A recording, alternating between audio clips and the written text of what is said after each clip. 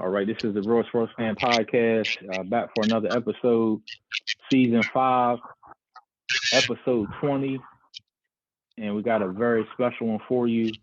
One that we've been talking about for a while. A bunch of people wanted to do it. Some of them ducked, some of them didn't respond. But we got the four horsemen here, so to speak. And we calling this the Wrestling Podcast. We're going to name the top 10 wrestlers of all time in our eyes. We're going to have our individual list. And then after that, we're going to have an ultimate list that we're going to come up with after that. So appreciate everybody being here. I'm going to introduce my guys. I'm going to introduce first my boy G Somerville. Gary, what's good, bro? What's up, man? Finally doing this. We've been talking about it for a minute. Been talking about it for a minute, bro. Been talking about it for a minute, man. So we finally here. You know what I'm saying? You know how our wrestling background is, so we definitely gonna get into it. I got my man down there. He a little fuzzy down there, but he here down there. Sam, I am. Sam, what's good with you? You muted, Sam. We can't hear you, baby. We can't hear you. My bad. We here. We talk about this all the time in regular conversation. Okay. So. You might gotta put that belt up for fantasy football or something though. You already know. Sam, where she at? Yes, sir. Yes, sir. And then we got a guy that now I'm a big wrestling fan, but he probably even got me beat. And that's hard. That's hard to say. Because everybody knows me I'm a big wrestler fan. I get every pay-per-view, all that. But he definitely my cuz for a reason. And none other than Ron Bryce ready to make his entrance. Bryce, what's good?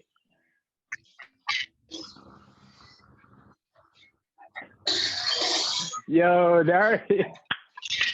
What's up, there he is. This is a long time coming, baby. I'm gonna let this rock a little bit though. Benoit.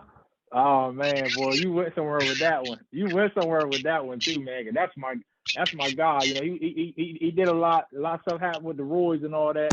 You know what I'm saying? And maybe you giving us a precursor. Maybe he made your top 10. You know what I mean? But man, one of the best technical wrestlers of all time. Came up under the Hart Foundation in Canada and all those guys, man. So part of the Four Horsemen as well at one point, him and Dean Malenko and all those guys, WCW. So man, we're excited to be here. Man, this is exciting, a lot of fun. We're supposed to have Bruce Bugatti on here. We haven't heard from. Hold on, he's the reason why we getting together. It's like, where's he at? He's the reason. He's the reason. Not even here. He's the reason. Not even here. So I don't know what happened, but hey, Bruce, if you didn't do anything else, you pushed us to make sure this got done. So either way, it had to get done. So you know, y'all catch this when it posts. It's gonna be a real fun episode. So again, what we're gonna do for you guys, Bryce is gonna start it. We're gonna go down our top 10 all-time wrestlers. But listen, guys, we just didn't come up with any sort of top 10 or obviously it's opinion based. So we did come up with some credentials that Bryce came up with, which is very, I think, very good that we did it like this, because that way we're just not, you know, drawing names and stuff like that. So the categories we're deciding off of is mic skills, career, looks, in-ring talent, and marketability. All right, so that's what we're doing: career, looks, and the different looks they had, ring talent, mic skills, marketability. You know, we score them up to 10, and obviously you get perfect. That's 5s. I mean, that's 50. I'm saying that as someone's calling me. Let me hit my thing. So Bryce is going to start it off. If we get some time, we are going to give you all some of our favorite matches of all time. Really no right or wrong with that, but I just figured we talk about some of our matches too. But this top 10 is really crucial, and I do want to set the stage for Bryce real quick, if you don't mind too, because one of the reasons you talked about Bruce, one of the reasons why we decided to do this because Bruce had a post up about the top 10. I know you guys have got into it about Randy Orton and all that. He disrespected. He disrespected the legend killer, man. He disrespected Randy, Keith, Orton, a 14-time champ. Like, it's no way you got Andre the Giant in your top 10 over Randy Orton. Like it's just no way. Like if he probably just said it just to say it, but it's no way. No way. Even off the top of my head, I'm not picking up. Yeah. And to your point, I even went Andre and is, you know what I'm saying? I was ready to say I understand he's a icon, but when it comes down to it, with all these categories, Randy Orton got him beat, man. It's like it's no comparison, yo. It's no comparison. Yeah. Because I even went and looked at some stuff about Randy Orton. You're right, 14-time champ. You know what I mean? And Randy Orton was always one of those guys that I like how he wrestled. He reminded me of some of the older school guys that I like.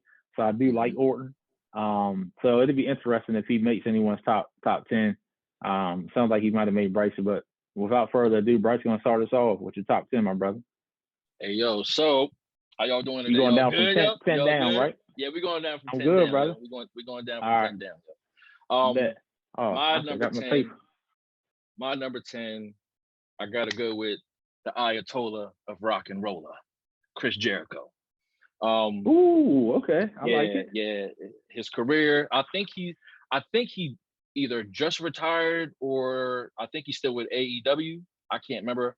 Yeah, I think he might be AEW. I gave him a career 10 to 10. Like it's very few who had his career.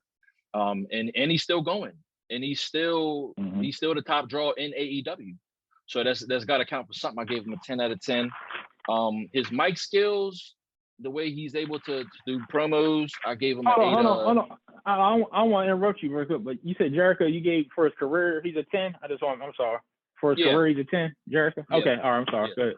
All right. Yeah, his mic skills, I gave him 8.5. He's decent on the mic. He had his little show on Raw when he was with WWE, where he would have different hosts on there, and then they would try to build a fight through there. His in-ring skills, I gave him a 9 out of 10. Just because he is older now, so he's not doing the stuff that he used to do back when he was in WCW and WWF.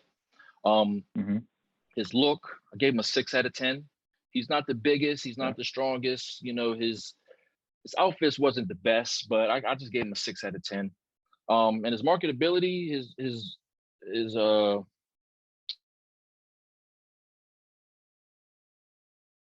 just when he was at the height of the Attitude Era and the Ruthless Aggression Era, he wasn't really putting butts in the seats, but you still came to see Jericho. But he just wasn't like the main draw that you came to see, like a Rock or a Taker or Shawn Michaels or something like that. But all total, I got him a 40.5 out of 50.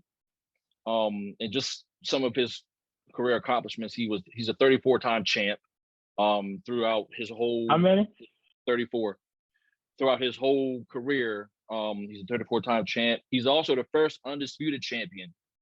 And he also beat Stone Cold and The Rock in the very same night to become the undisputed champion, the very first in history. He's also a 9-time Intercontinental champion, which is a record. 2-time U.S. champ, Grand Slam champion, and a Triple Crown winner. And he's also a 6-time heavyweight champ with WWE and WCW combined. I got notable matches. The Shawn Michaels WrestleMania 19 match, one of the best matches in Mania history. Versus Chris Benoit, 2001, the Royal Rumble. That was a crazy match as well, 5-star. And then also the Vengeance when he beat Austin and The Rock in the very same night. And that's kind of hard to do. like, I know wrestling is scripted and stuff, but like to have him beat the 2 top guys at the time it's just unheard of. So that's got to count for something. But that's why he's number 10 on my greatest of all time list. Yeah. Okay, Chris Jericho. All right. So how y'all want to do it? Y'all want to go 10? Everybody's 10, or you want to go straight down? How you want to do it? I'm going 10-9. That's how I got it listed. 10. I got my 10. All right. Okay. So you want to go your number 9 now? No, y'all. You want everybody to go? Okay. Yeah. Okay. Good. Can I ask you? Well, no, I'll wait till the end. I want to know some honorable mentions, but actually I don't want that till the end because y'all might have some people. All right, go ahead. Sam, you go ahead next, brother. You're number 10. For number 10 on the Sam Taylor WWE all-time greatest list, I got Mr. Shawn Michaels, the Heartbreak Kid. Damn, at 10. My bad. Keep going. Keep going. I just want to hear you read your reason, Sam. Number 10. That's a tough. Hey, it's a tough list, boy. It is. Woo, that list must be something serious. Go ahead. I'm sorry. In-ring talent. That's scored him at a 10. The look at 8, 9, 8.5, 9. Marketable, about an 8. I think his biggest market was Degeneration X. That was a big thing for him. I mean, what do you want the Rockers? That wasn't the case. He was the heartbreak. No. I'm saying. Go ahead. Go ahead. All right. The boy toy. I want to hear the rest of your numbers. I want to hear how these numbers on. Yeah. Keep going, Sam. For his career, he got an 8. Roughly about a 15 to 16 year career, 4-time WWF champ. Yeah, Shawn Michaels number 10. Hold on, you missing one. Did you get what was his in ring? I thought I missed that was one. a 10. That was a 10 at the beginning. You give me a 10. So what was the total number for Shawn Michaels at number 10? What was the total number then? What's that total up to? 41. That total up to 41? Yeah. Oh, I must have missed one then. Okay. All right, so you got Shawn Michaels. Man, that's a tough boy. You tough. Whew. Man. No, I was gracious. I was good. Golly, day number 10. He was. I'm sorry. He was the face of the company from like 90. Whoa, 92, 94? It was like, yeah, he put asses in the seat, Joe. He put asses in the seats. But I respect it, Sam. I respect it. Number 10. Yeah, I respect it. I can't wait to hard list to get on. It's a hard list to get on. I got to hear the whole thing. Yeah, it is. Good grief. Go ahead, G. You muted, G. Yeah, I can't hear you. He muted, yo. There you go. Nah. It say unmute, but take your earphones off. It must be your earbud. I can't even hear you now. What about now? Yeah. We good. Yeah, we good. We got you. All right, bet. So I ain't even gonna lie, man. I ain't even get time to do the that's all right. Scoring list. That's all right. It's all good, yo. It's all good. You ain't gotta do this. Hey, G. You ain't gotta do the scoring though. Shawn Michaels is higher than 10. Yeah, no, because I missed it. What you say you cut out? We know Shawn Michaels is higher than 10. God darn. Yeah. Give me let's get on. Now I really can't wait to hear Sam joint, yo. Yeah. What? At number 10, though, I'm going with Razor Ramon, man. Scott Hall. Oh, I like it. Okay. Bad guy. Okay. Yeah. It was real tough because like Lance just said, with honorable mentions, I had him around there, but the other two people I'm not gonna say yet that I had on the outside, but I decided to go with him just because, I mean, like, even what you just was saying, his stage presence, microphone presence, I mean, we seen him as the bad guy, and then we seen him at Scott Hall. So, I mean, that explains itself right there, the outsiders. Yeah. And then his in-ring. I mean, I think people sleep on his in-ring. He was a technician, man. He could do a lot. Good point. Yeah, he could. Ladder match for Shawn Michaels. Yeah. Yep. Yeah. And what he did in ring. Yeah, I like that. He was, I ain't gonna lie, he was God, I wanted to put him in. He was on my honorable mentions. Like it's hard. Even now y'all saying I wanted to put him in, but I couldn't. Number 10 for me, who Bryce, I know he knows by looking at that week Bleacher Report list that they had was very low on their list. But for my list, he's number 10. And I'm gonna tell you why. Mick Foley. Mick Foley's number 10 for me for a few reasons. And I'm gonna give you the numbers. His total for me, I'll give you the total first was a 38 out of 50. His career for me was a 7. 3-time champ. Didn't win a lot of championships, but he was a part of a couple of tag team championships too. You know what I'm saying? Yeah, 7 for a career. I know. I could have gave him an 8, but 25 years. I'm gonna tell you why. Sam, 3 faces. Hold on. Okay, keep going. My bad. So I'm gonna and listen, and y'all gotta understand too.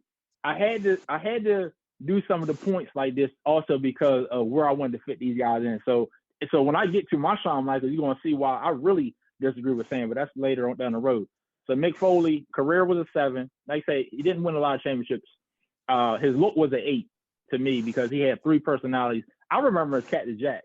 Bang bang. When I was younger, I dropped down the van to do the bang bang. So before all the Mankind stuff, the Mankind, that's how he took off. obviously Mankind, you know, and the Shaco and Do Love, you know, all that was great. You know, I do the Do Love dance, all that. But for me, it was Cat and Jack. I remember Clash of the Champions when him and Vader had they had the rivalry going, and he was in Japan, and they had talked about him getting his ear bitten off. You know, all that had really happened to him with his ear and all that.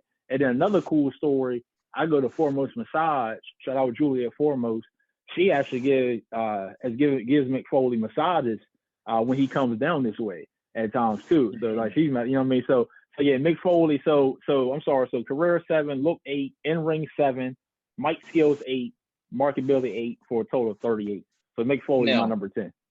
Now I gotta ask you a question, like Sure. Foley's in the Hall of Fame as Mankind, Do Love, and Cactus Jack. That's a hell of a career, bro. So you got this is the thing though. He's in there as all three, but it's not like it's. Or are you going there by like championship? Though. I'm going by all that. Okay. True. That is true, Gary. But he's my thing about it is people sleep on Mankind's in-ring ability. Yeah, I agree with Shawn that. Michaels. That's one of the best matches. That's one of the best matches of the year. So it's like people sleep on his in-ring ability. Taker.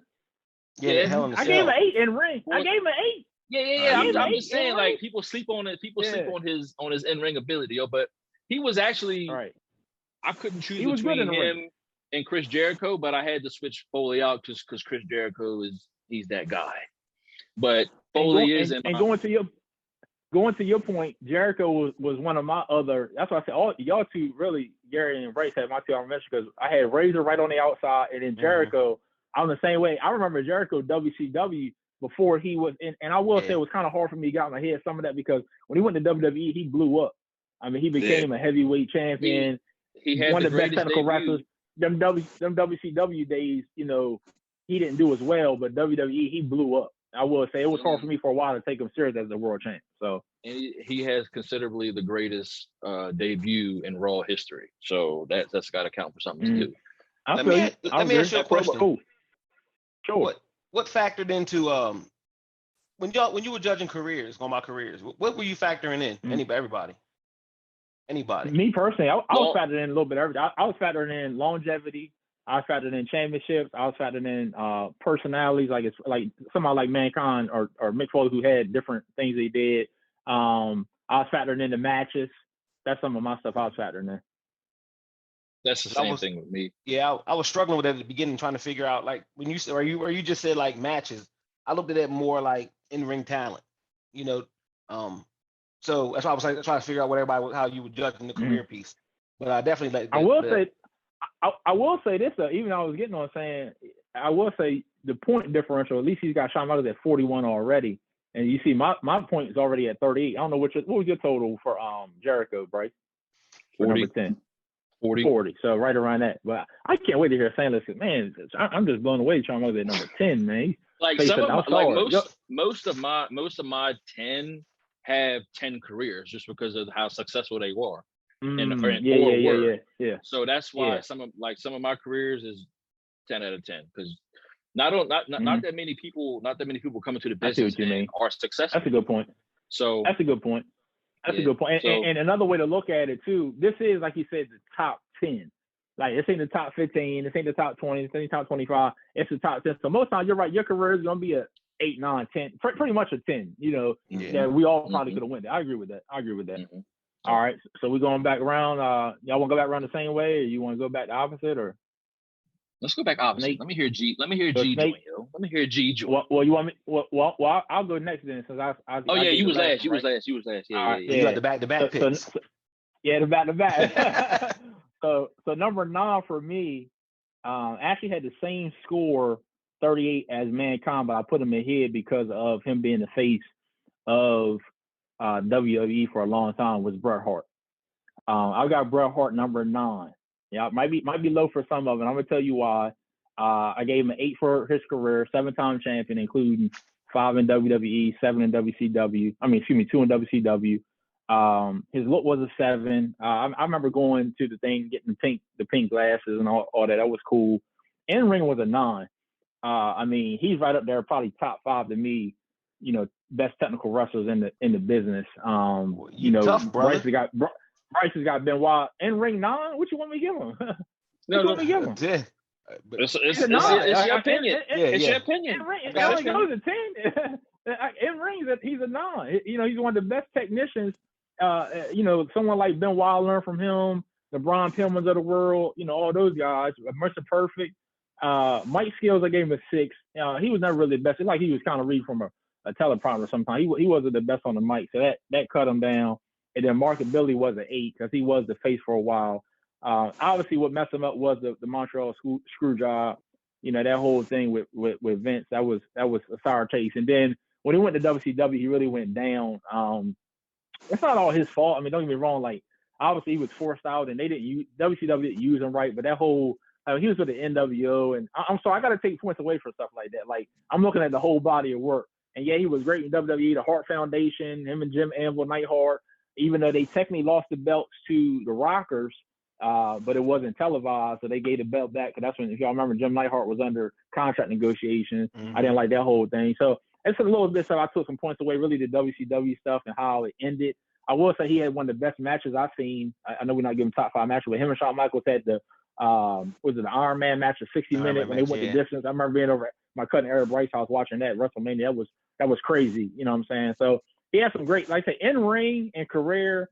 I give it to him, but for me, it was really like the mic skills, that really brought him down. And then honestly, who else I've got over him for me? You know what I mean? But I'll let G go. I ain't mad at that. That ain't nothing wrong. I mean, it's kind of hard with Bret Hart though, but we'll get to that, I guess. It's hard. But yeah, it's hard. It's hard. I think it's hard just because of the the WCW days for real. But, that's what I'm saying. It hurt him, man. Yeah. At number 9, go ahead. So we all talk about the WCW and how his career didn't pan out how it should have been. I just want to say that he was the first Canadian-born WCW champion in history. Second, he wasn't technically. He wasn't. I'm just letting you know. He wasn't forced out by the WCW. What happened was Goldberg ended his career basically. Yeah, he broke his jaw. Oh yeah, well, you seen that? I'm sure y'all seen the Legends, the Goldberg. He's still mad with Goldberg about that. That's why I told you. Because honestly, Bret had one in my top 10.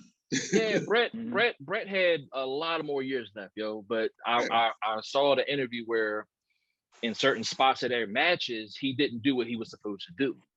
Exactly. And then that's when the concussions happened, and then that's when he was still wrestling with the concussions, but that kick to the face or that kick to the back of the neck, really it ended his career. It took like 3 years off. It took like 3 years off his career. Probably. It's sad. It's sad because he's one of the greatest of all time. He is. That's why he's in my top 10. It's sad how he went out. Yeah. All right, keep going, G. Yeah, I would say because it's hard to narrow the top 10 down. Because I'm feeling bad. I'm feeling bad with this number 9 for real. Because I got Triple H, Hunter Holmes Hemsley. Triple H. Okay. I feel crazy because he was the man at one point in time. But man, I mean, he definitely had the in-ring presence. Look, he was honorable mention for me too. The game. Oh my God. The game. That's my God. But it was tough. I had to give it to him because, I mean, he went, all right, like when he first came in, I don't think nobody really was feeling his character at all. So he went back and revamped, you know what I mean? And he figured it out. He got next to Shawn Michaels, you know what I mean? And that blew up. And then once he became the game, I think that really, I looked at him different almost than as in the WWE era as a Ric Flair, a guy that would have the belt, but always defending it against your favorite wrestlers. You know what I mean? He had some of the best matches against Stone Cold and The Rock. You know what I mean? He held the company down for some years. And now, I mean, he's behind the office. You know what I mean? He's running shit. So I had to give it to him. I remember he was terrorizing.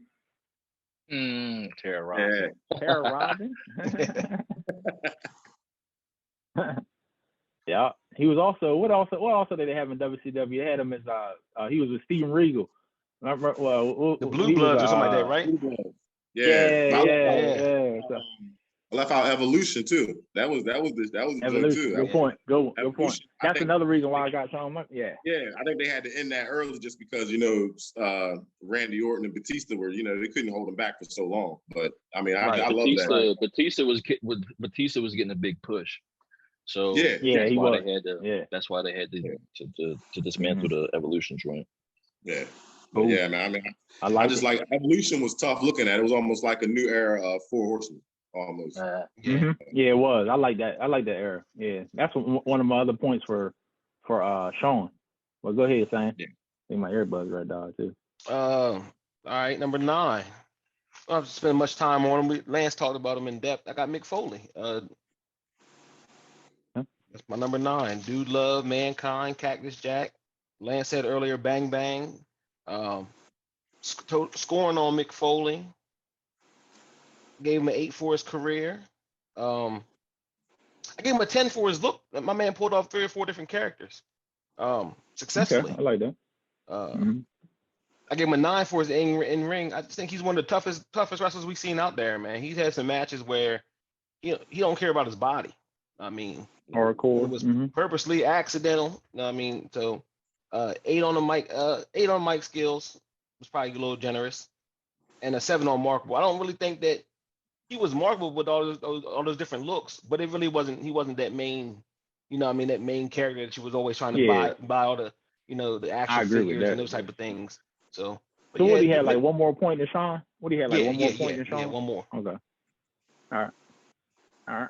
And all of these was close, man. I don't know how y'all scoring was, but it wasn't. Yeah, they all. Wasn't nobody blown out the water. 3, I had like 3 with the same score on my next cycle. So it's just how you put them, like, for me. Yeah. Go ahead, Bryce. So I got number 9. Boy, Kurt Angle, yo. my boy Kurt. So he's not to cut you off. He's episode number 4 of the Legends in a couple weeks. Kurt Angle. Yeah. I thought you were saying he was number 4 on your list. Oh no. He's honorable mention. For his career, he just recently retired within the past couple of years, but his whole career, he's a 10 out of 10. For what he did in the first 6 months, it was either the first 6, 7, 8 months. No, it was 8 months. 8 months. He became the world champion. So, his career is a 10 out of 10. His mic skills and promo skills, I gave him a 8. He was anytime he went to a new state, he would always taunt the crowd, talk bad about him, and they hated him. He was a good heel. So, his in-ring ability, 10 out of 10. There's no question about it. One of the best technical wrestlers in the world. His look, I gave him a 7 out of 10. His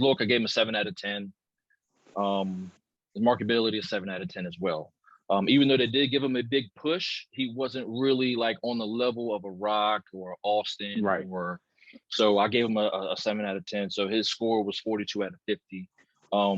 He's also a 1996 gold medalist, and came into the World Wrestling Federation and took it off by storm. He held the Intercontinental Championship and European Championship simultaneously in 2000. Yeah. King of the Ring winner in 2000. And like I said, he won the championship in his first 8 months in the business. And I know everything is scripted, but that's very rare for someone to come up that fast and be the champion of the company. He's also a Triple Crown champion, Grand Slam champion. He won multiple titles in TNA. You can't his career you can't like debate it, yo. He's one of the greatest ever to ever step in the ring. So that's where I got him at number 9, yo. Kurt Angle. It's true. It's damn true. Number nine, Kurt Angle. I'm not mad at it. And he won Wrestler of the Decade from 2000 to 2010. So that's my boy Kurt Angle, yo. Okay. All right. Kurt Angle. Now you're going back to the snake. Number 8. Number 8. Who got John Cena. Okay. Who you said number 8? John Cena. John Cena. Yes. John Cena. Yes, sir. John Cena. I got his career 10 out of 10. He was the face of the company. He's also the face of a generation. That's got to count for something. Most people don't get to that status. He's also the face of the PG era, which I hate, but I respect. His mic skills, 7 out of 10. He didn't really give you good promos, but he could freestyle very well. His in-ring ability, I give him an 8 out of 10. He wasn't high flying. I think he spent a little time in the air before he got hurt. And then as he got older, he stayed more, on the mat. So I gave him an 8 out of 10. His look, 8 out of 10. Very jacked, like a bodybuilder. I'm not a fan of the jorts, though. I'm not a fan of the jorts. His marketability, I gave him a 10 out of 10. Yeah, man. Yeah, his marketability, 10 out of 10. He, like I said, he was the face of a generation, of a younger generation, and for him, he put butts in the stands. You can't fault him. He's one of the highest grossing wrestlers in history. He's a 21-time champ. He's tied with Ric Flair for 16. 2-time Rumble winner, third longest championship run. He also had a rap album that debuted on the Billboard. Multiple movie appearances, Money in the Bank winner. He also has some notable matches too. The JBL Judgment Day match in 2005. I remember that, one of the bloodiest matches ever. His match against Daniel Bryan was a great one, 5-star. He's also had one of the, they call it the greatest match in Raw history when he fought Shawn Michaels. It was a 40-minute Raw match back in London, and it was a great match. And then I ain't say it, but it wasn't the greatest in history. The greatest Raw match? I ain't say it, but it couldn't have been the greatest in history. It was. I need to look. It was that good. Go look at it. It was good. I'm gonna have to look at it after this. My thing is, what other two top people that you know can go for 40 minutes on Raw?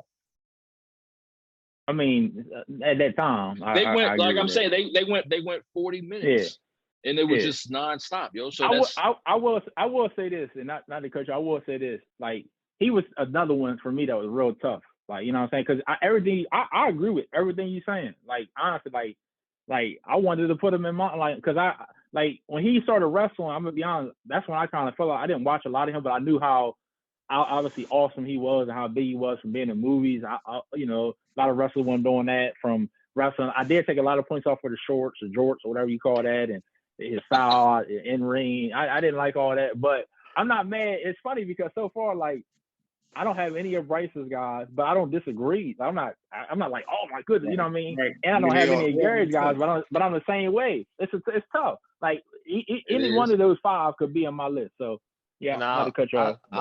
I'll jump on that too, right quick, Bryce. I definitely respect John Cena. I scored him. I had to score him because I figured just off not knowing in depth, you just what you hear his career. You got to score him. Yeah. And that 10 out of 10 for the career, I'm with you on that. But like honorable mention, man, he was just one of them. But I definitely respect. I respect it.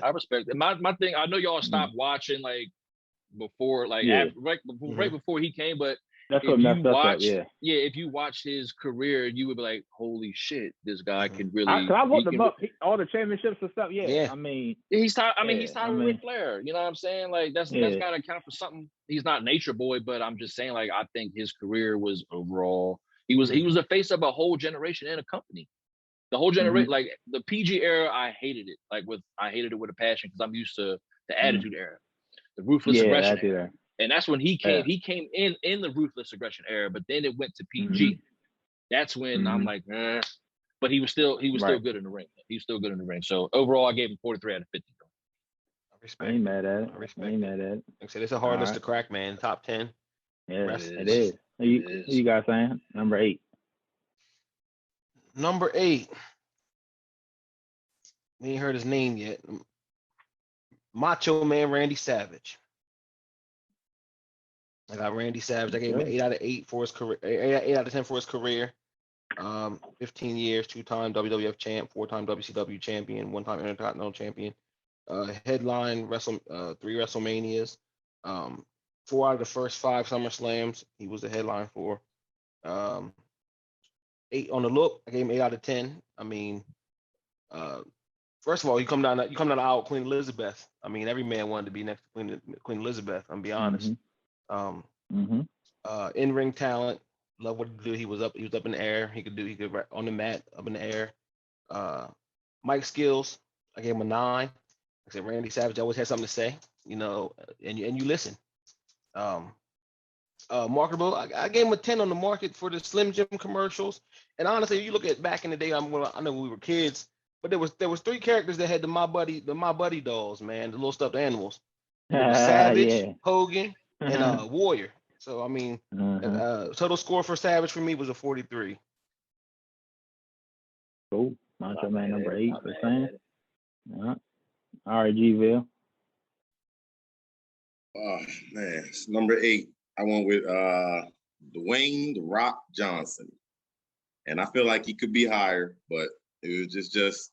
I think one thing that hurts him is, he left early to go, where he at today. You know what I mean, Hollywood. Mm-hmm. But talk about a guy who started out, really not too many people was paying him attention. And then I think his mic skills, I would say, is a 10. You know what I mean? Of course, from the famous skit with the Nation of Domination, with my man Farouk. The Rock was, then I ain't even got to mention some of the matches. With Austin, with Triple H, and then also, he headlined at WrestleMania with Hogan. That was an amazing match, and it's hard to really work a match with Hogan if you really know working. Hogan doesn't do too much in the ring. So to bring a match like that is very watchable and entertaining, you gotta give it to The Rock. Also, I think, with Dude Love too. I think he helped them out at one point in time, doing their tag team run. They were basically able to feed off of each other and take their characters longer. So I give him a 10 for longevity, but it's kind of hard to give him a 10, I guess, because for longevity if he left early. But I can't blame him. He capitalized off of the situation. So, but I think he's definitely top 10. I feel like if he never left, he could arguably be top 4. I'm not mad at that. Because he was tough for me too, even where I got him at. I'm not mad at that because he did leave early. Number 8 for me, in my opinion, it's funny because Gary mentioned a 10 for The Rock, and for mic skills, this guy I think had the best mic skills of all time, and The Rock was great. And actually, Sam already mentioned him, the Macho Man Randy Savage. I know Sam gave him a 9 mic skills. I don't know what he got to do for a 10. Just look at some of his YouTube stuff. His mic skills was phenomenal. Like me and Todd Perry laughed at this day with some of the stuff he was saying before people were even doing stuff like that. You know what I'm saying? I got him as an 8. They have him listed as a 10-time champion, but it was like 2 championships that Vince McMahon didn't even count. I couldn't find I had a sheet earlier when I was at work that had like all the championships listed. I'm trying to find it now on Wikipedia. I can't find it, but they even named the ones that for some reason like Vince McMahon don't count. You know what I'm saying? But he actually was like a 10-time champ. He carried the 80s was him and Hogan in WWE. What he did in the 80s was phenomenal. He was way better in ring. I'm sorry, I guess I ain't giving my number. So career I gave him a 7, only because of like the latter years. Even though he wasn't bad in WCW, like he was at the NWO and stuff like that, but WWF, was his prime. Look was a 9. In ring, I had him as an 8. I ended up making him a 7, just because I had to knock him back a point. Mic skills 10, like I said, marketability 9. So I think he's one of the most underrated guys in the top 10. I don't know if that makes sense, if you can be underrated in the top 10, but for me, I'm pretty sure that, I know me and Sam both got him at 8, which is phenomenal. Great job, Sam. But I guarantee that one of y'all probably don't even have him in your top 10. So that's why I think he's one of the most underrated. Yeah, exactly. Both of y'all. That's what I said. But I respect him though. Yeah. I love Macho Man. Right. And like you said, right? That was just like Cena was a little after our era. Macho Man was a little before yours, so I get it. Yeah, what I'm saying? Like I said, I didn't start tapping. So you didn't say that. You didn't say that for Bryce. Oh, go ahead. My fault, Bryce. Oh, my bad. I'm just saying I didn't start tapping until 96. So I was about 7 years old. So by then, so Savage was in WCW at the time, I think. Yeah. Oh man, you missed a good years. Yeah, you missed a glory years. Everything is on Peacock, so everything is streamable. I can go back and but I'm just saying. Hey, and then also, man, he was a part of the Megastars, one of the best tag teams. Oh yeah, absolutely. The Megastars, man. Mega Powers, man. Mega Powers. Mega Powers. Come on, man. Come on, man. Give me straight, baby. Mega Powers, baby. Mega Powers. Give me straight, Mega Powers. Give me straight. I'm sorry. His WCW days, Hogan wouldn't let him live. No, he wouldn't let him live. He and the whole Elizabeth stuff with them two, and that got real, and I mean it was real in the 80s and early 90s. I had Macho Man as like an honorable mention. That's who I had. Honorable mention. Okay. Cool. So me and Sam agree with that. Macho Man number 8. Number 7. Now y'all should know with this one. This is definitely me being non-biased, because if I was being biased, he'd be number 1. Sting. He'd be number 1. Sting. Oh, the Stinger, baby. The Stinger, baby. Number 7. And I'm gonna tell you why. Like I said, I wanted to put him top 5. I wanted to put him 1, but I said, nah, I'm not gonna do that. And I'm gonna tell you the reason. But I'm gonna tell you why I didn't know. Well, when you see the guys I got in front of him, there's reasons why I really seriously like looked at this. Sting, first of all, his career is a 9 to me. The reason he's not a 10 is because of not going to WWF when he could have. Now, like I was telling Bryce, one of the reasons he didn't do that was because he didn't know how Vince was going to use them. And he kind of was right, because you see when he went and fought, everybody wanted Sting versus Taker WrestleMania. They had this man fighting Triple H, the Vince McMahon's son, basically. You know what I'm saying? So I had a problem with that. I don't like how they use him there. Then they had him losing to Seth Rollins or whatever the man. Who is he? Like, they got losing to this man, and that's where he got hurt at. You know what I'm saying? But he also had the TNA days, which he's done great in. But the WCW days, man. First, let me go back. Everybody remembers the Crow. Take it back. Yeah, let me go back, bro. Because first of all, nobody else has been able to go quiet for a whole year. This man was in a rap for a whole year, never said one word. No one's ever done that. That's one. Come down for the Raptors with the all black like the Crow. All right. But going back further than that, the blonde hair Sting, the short hair, the buzz cut. You go before that, him and Ultimate Warrior. I think they were like the Blade Runners or something. They came up together. But WCW, he carried. You talk about most popular wrestler of the decade. I looked at something. I ain't write down because it blows people out the water. He was just so popular. He was so marketable. So in ring was a 9 because he had technical skills. He could wrestle with the Hulk Hogan's of the world, the big guys. And he could also wrestle with the Ric Flairs. Him and Ric Flairs had some of the most iconic matches. Bryce, if you don't want, go back and look at some of them him and Ric Flair matches that they had. Phenomenal. Even versus the NWO when they all came, it was Luger, Sting and them versus them. Then he joined the Wolfpack. Phenomenal. Yeah. Mike Skills, I gave him a 6. Could have been better. I gave him a 6. Marketability, I gave him a 9. And look, I gave him a 10 because he had two different looks, which both were phenomenal. So 15-time world champion. 15 times. So I gave him. He's number 7 on my list. Just Stinger, baby. I got Sting at 7 as well. I just gotta respect what he did for WCW, man. Like, when I was always a WWF fan. I take it back, WWF. I was always that type of fan, but I always looked over and paid attention to Nitro or Bash at the Beach, World War III. World War III. All type of different names for their pay-per-views, which was kind of attractive. Bash was American Bash. They had Halloween, American Bash, Great American Bash. Yeah, Halloween Heavy. Man. But Sting was the main event for all of these. And Lance, you left out one person who we had hella matches with. Your boy, Vader. Yeah, he sure did. Big man Vader. Yeah, great matches. He sure did.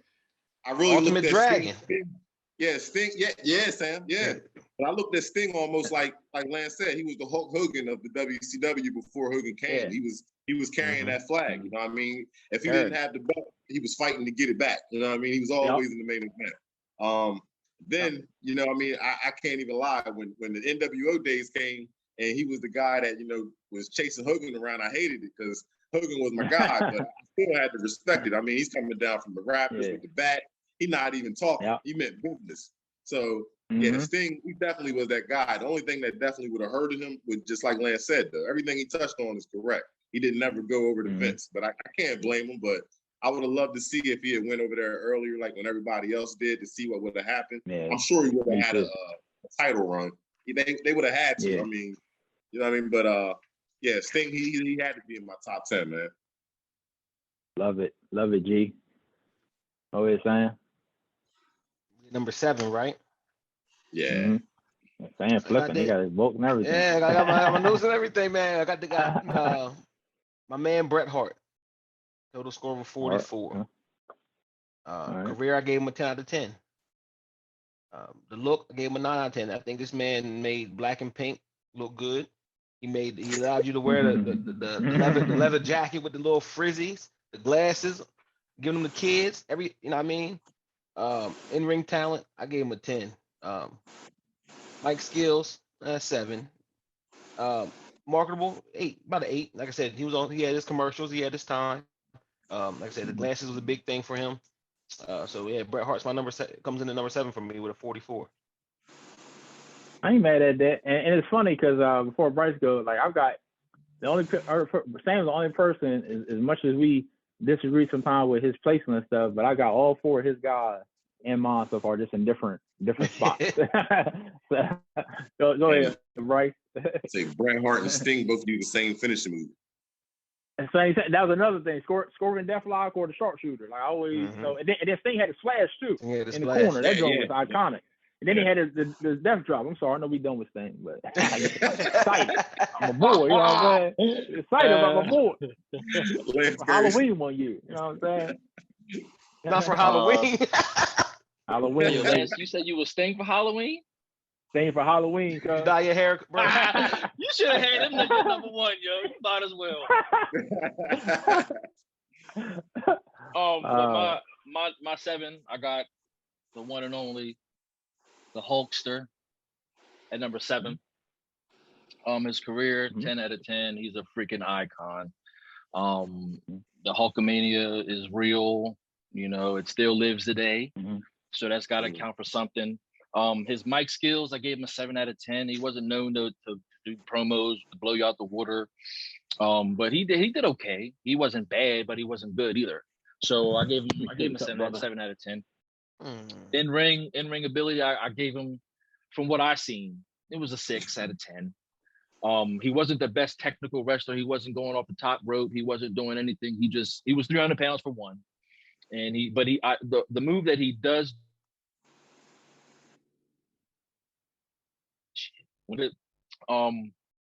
his look, 10 out of 10, just because it's the blonde hair, tan skin, jacked muscles. Everybody wanted to be Hulk, yo. So I gave him a 10 out of 10. Marketability, 10 out of 10 as well. He was a face of WWF. He was a face of WCW. So I gave him a 10 out of 10. He put butts in the seats. And I gave him a 43 out of 50. He's a 6-time champ, WWF, 6-time champ, WCW, 2-time Rumble winner, 90, 91. He also had the greatest heel turn in history as well. He did. The greatest, bro. The greatest heel turn in history. Like, what was that, Starcade when it came out? It was Starcade. Was it Starcade? It was Starcade. I thought it was Bash at the Beach. Bash at the Beach? I thought it was Starcade. Yeah. It was Bash at the Beach. Because I remember whatever it was, the greatest. Yeah, it was the greatest heel turn in history, yo. Like, he broke the hearts. Listen, he broke the hearts of so many kids. Like, even just looking back at it, I get chills just looking at it. Even just think about it. Yeah. He made it work, too. Yeah, he did. One of the greatest heel turns into one of the greatest groups or stables in wrestling history with the NWO. Yep. But yeah, that's where I got him at number 7. So he's a 43 out of 50. Him and John Cena was tied, but I gave a nod to Hulk ahead because he's freaking Hulk Hogan. So my 7 and 6 was tied too. Sting was tied with somebody too. My 6. Yeah. Cool. And who your 6 about, Bryce? I think I froze. Yeah. I think he froze. Bryce, you with us, cuz? No, we come back. Come back to him. All right, so you want to go, G, you want to get your number 6? We'll go back to Bryce. Yeah, I already said 6 I went with, who we already talked about. I had Bret Hart at 6. I feel like him and Sting, I felt like him and Sting, you could either, like, you know, for my list, I feel like I could have flopped either one of those, 6 or 7. But yeah, I went with Bret Hart just because I felt like it's kind of, I don't even know if I could say that. I was about to say I feel like he's a little bigger at the WWE at the time, but I just feel like they gave him a bigger push, I'll say. They gave him a bigger push, but he's a bit more mainstream. Yeah, more mainstream, exactly. Bret definitely, you know, he carried that flag, especially once Hogan left and went to because a lot of people think Hogan left right away and went to WCW, but he actually had a little downtime before he went there. And Bret was able, carry that flag and do what he did. Thunder in Paradise, what's that called? Yeah, that's what he was doing. That was a joint, yo. Yeah, but I had to put Bret. I feel like we all got him on the top 10, so that's where I had him at number 6. Yeah, definitely deservingly so. I ain't mad at that. All right, Sam, back at you, brother. Well, Bryson gave us a nice synopsis already on my number 6 character, so I'll just throw a few more pieces out there. I went Hulk Hogan number 6. I got the Hulkster. Okay. I mean, 10 out of 10 for his career. I think Bryce was a little low with the mic skills. Yeah. I think Hulk Hogan did what he had to do. I think his promos were catchy. I mean, What you give him at Mike? I gave him a 10. A 10 for the mic? Yeah, I think you generous. I did give him very low though in ring talent. I gave him a 4. Okay. I gave him a 4. I ain't mad at that. Like I said, like Bryce said, he didn't do much. He did what he had to do, but we're coming for you, brother. For the marketable, I gave him a 10. Yeah. I mean, TV shows. I mean, he was on one of them cartoons I used to watch, All Stars, Pro Stars, with Bo Jackson and them, that Wayne Gretzky, that was Hulk Hogan. All the like I said, the toys, the fan base, the My Buddy stars. There was only 3 characters that were there, so definitely Hulk Hogan is got a 10 there for me. So it's a 44. Which, if I look back at the notes, I want to say that him and Bret Hart, yeah, that's when where that range was starting to tie. So him and Bret Hart both had the 44. So it was a coin flip with them two.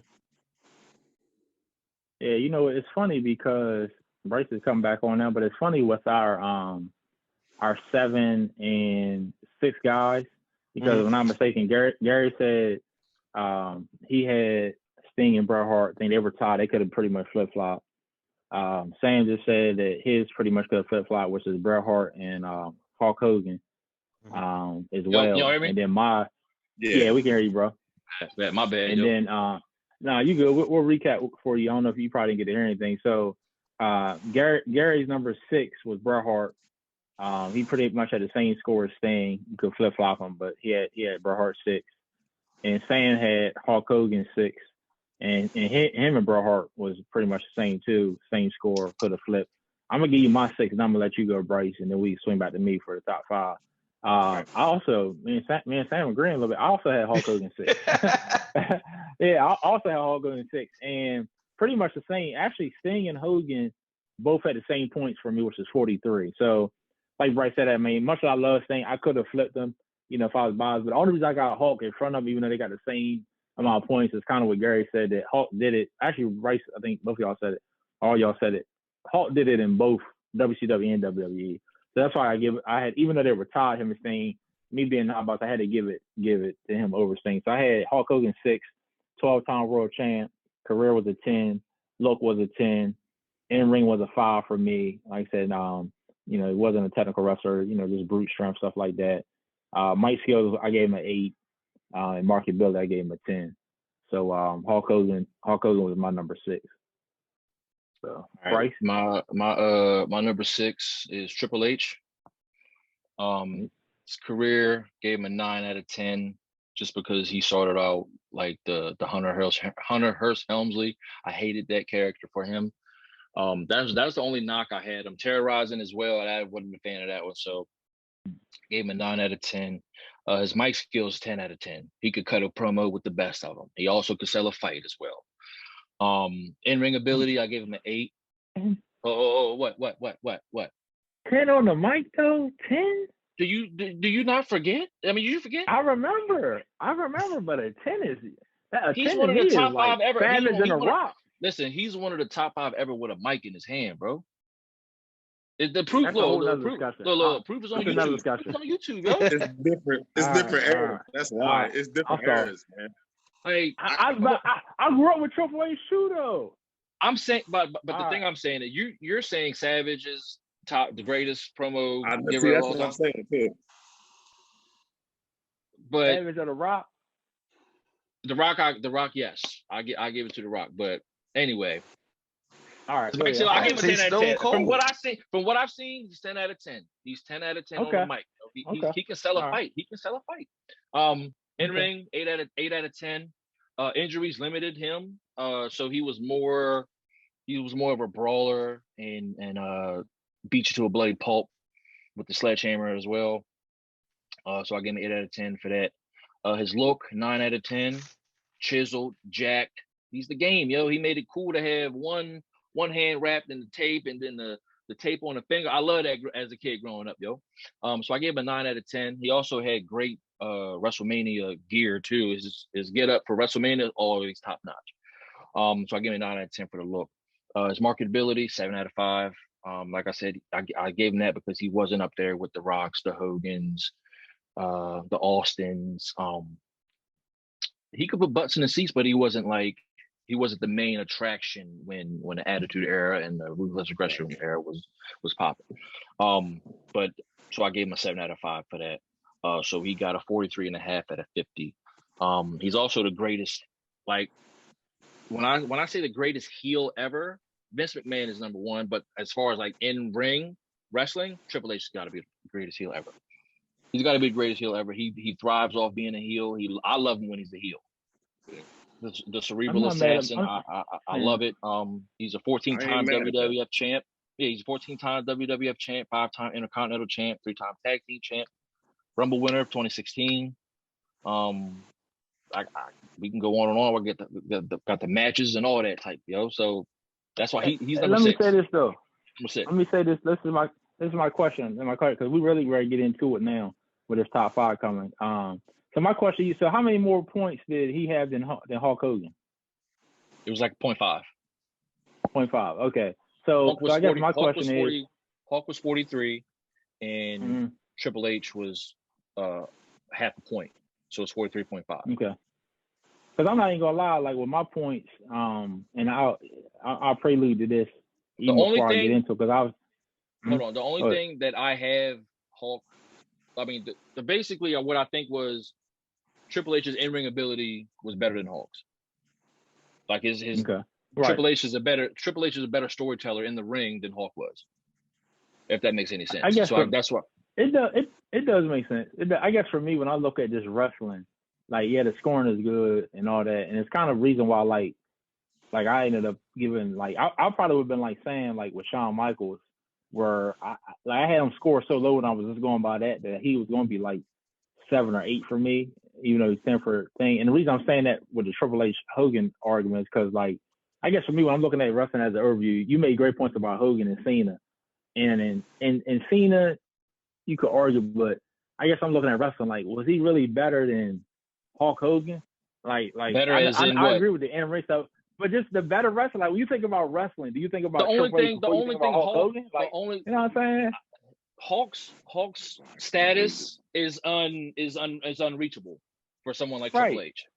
It's unreachable for someone like what separates those two is the in-ring ability. Before Triple H got hurt, before he tore his quad twice, he was one of the best wrestlers in the ring. But when he came back, he was still good. His matches with Taker, his matches with Shawn. Yeah, I agree with the in-ring, those are 4-star matches. I agree with the in-ring. He was one of the best in-ring, and he was close to being I'm actually a Triple H fan. I really am. And I didn't used to like Triple H, but I became a fan by some of the stuff they're saying. But I guess when I look at it, and I'll let Sam and Gary get in, when I look at this from an overview, whether it's the eye test or whether it's just wrestling, you think, Triple H, Hulk Hogan, like you think of Hogan. I get what you're saying. I get what you're saying as far as I get what you're saying as far as like Hulk and then Triple H. I get that. Yeah. But what bridges the gap is the wrestling ability and the ability to tell a story while you're wrestling.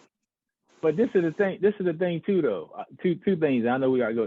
Two things though. One, I did deduct the points from him because he got to pretty much say and do what he wanted to do by being. He was in creative control. He was in creative control. I can't. I gotta take some points. I get that. I get that. I get that. He's in the creative process of everything. I get that. Yeah. But he's still a 14-time champ. But because like I said, it's all scripted. It's all scripted. It's all scripted though. So it's like, but he put himself in that. He's one of, but that's the reason why, like, even like Nash and Hall, as much as I love him, I'm a big Kevin Nash fan. I wanted to put him in, but I couldn't put him in either because when he went WCW, they did what they wanted to do. They said, "I'm gonna win the championship now. I'm gonna do like that whole group."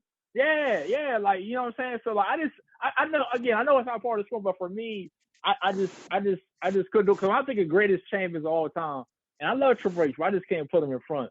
And I don't even like Hulk Hogan. That's what's crazy. I don't like Hulk Hogan at all. But I agree. I diverge. Okay. And he didn't put my man Bret Hart over, yo. Hulk Hogan didn't put my man Bret Hart over. So it's whatever with Hulk. I don't He refused to do that. He's hard to work with. And he's hard to work with. He gave it to Yoko. Bruce Bugatti. Brucey Bugatti's coming on. Oh, Brucey Bugatti's coming on. He gonna have to name his 10 through 5. He got to name his fast. He coming on just like a wrestler. He coming on just like the wrestler that the match has started, the tag team match has started. He's a special referee. Bruce A.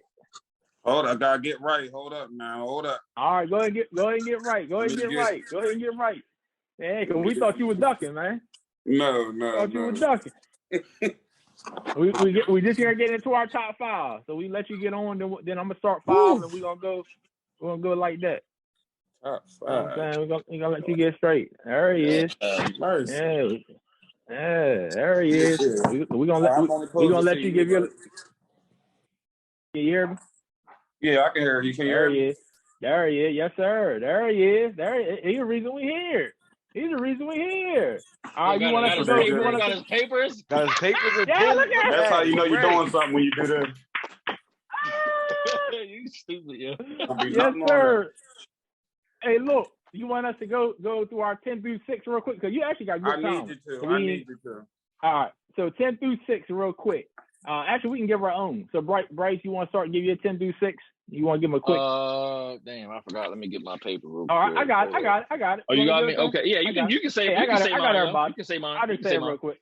So Bruce, Bryce's 10 through 6. His 10 was Jericho. His 9 was Kurt Angle. 8 John Cena. Okay. 7 Hulk Hogan. And 6 Triple H. 6 Triple H. We just really got into it about the Triple H thing. We're gonna let you get in. We're gonna let you get into these. I'm gonna just go through these real quick. Gary, his 10 was Scott Hall. His 9 was Triple H. His 8 was The Rock. His 7 was Sting. And his 6 was Bret Hart. And then Sam, his 10 was Shawn Michaels. His 9 was Mick Foley. Like that. I know. Well, I thought, trust me, the Shawn Michaels one was crazy. I know. But the rest of it, his 9 was Mick Foley. His 8 was Macho Man. 7 Bret Hart. 6 Hulk Hogan. I already say that ain't that bad. Yeah, that's what I say. It gets better after the Shawn Michaels one. And then I'm gonna give you mine. Chill. That's Shawn Michaels and Blue Beast saying. I'm still like, golly, that. So He's on there though. Yeah, bro, but man, he's to me top 5. Mick Foley for me was number 10. Bret Hart number 9. Randy Savage number 8. 7 was Sting, and 6 was Hulk Hogan. See, all right, so Bruce, I just give me so much with these. Yeah, give me your 10 through 6, and I want to hear your reasons. I'm gonna change this last one because I don't like this last one right here. All right. I don't like how y'all did that. I like how you did that. Come on, man. Stop making all that noise. What's your 10? All right, 10. I got Goldberg.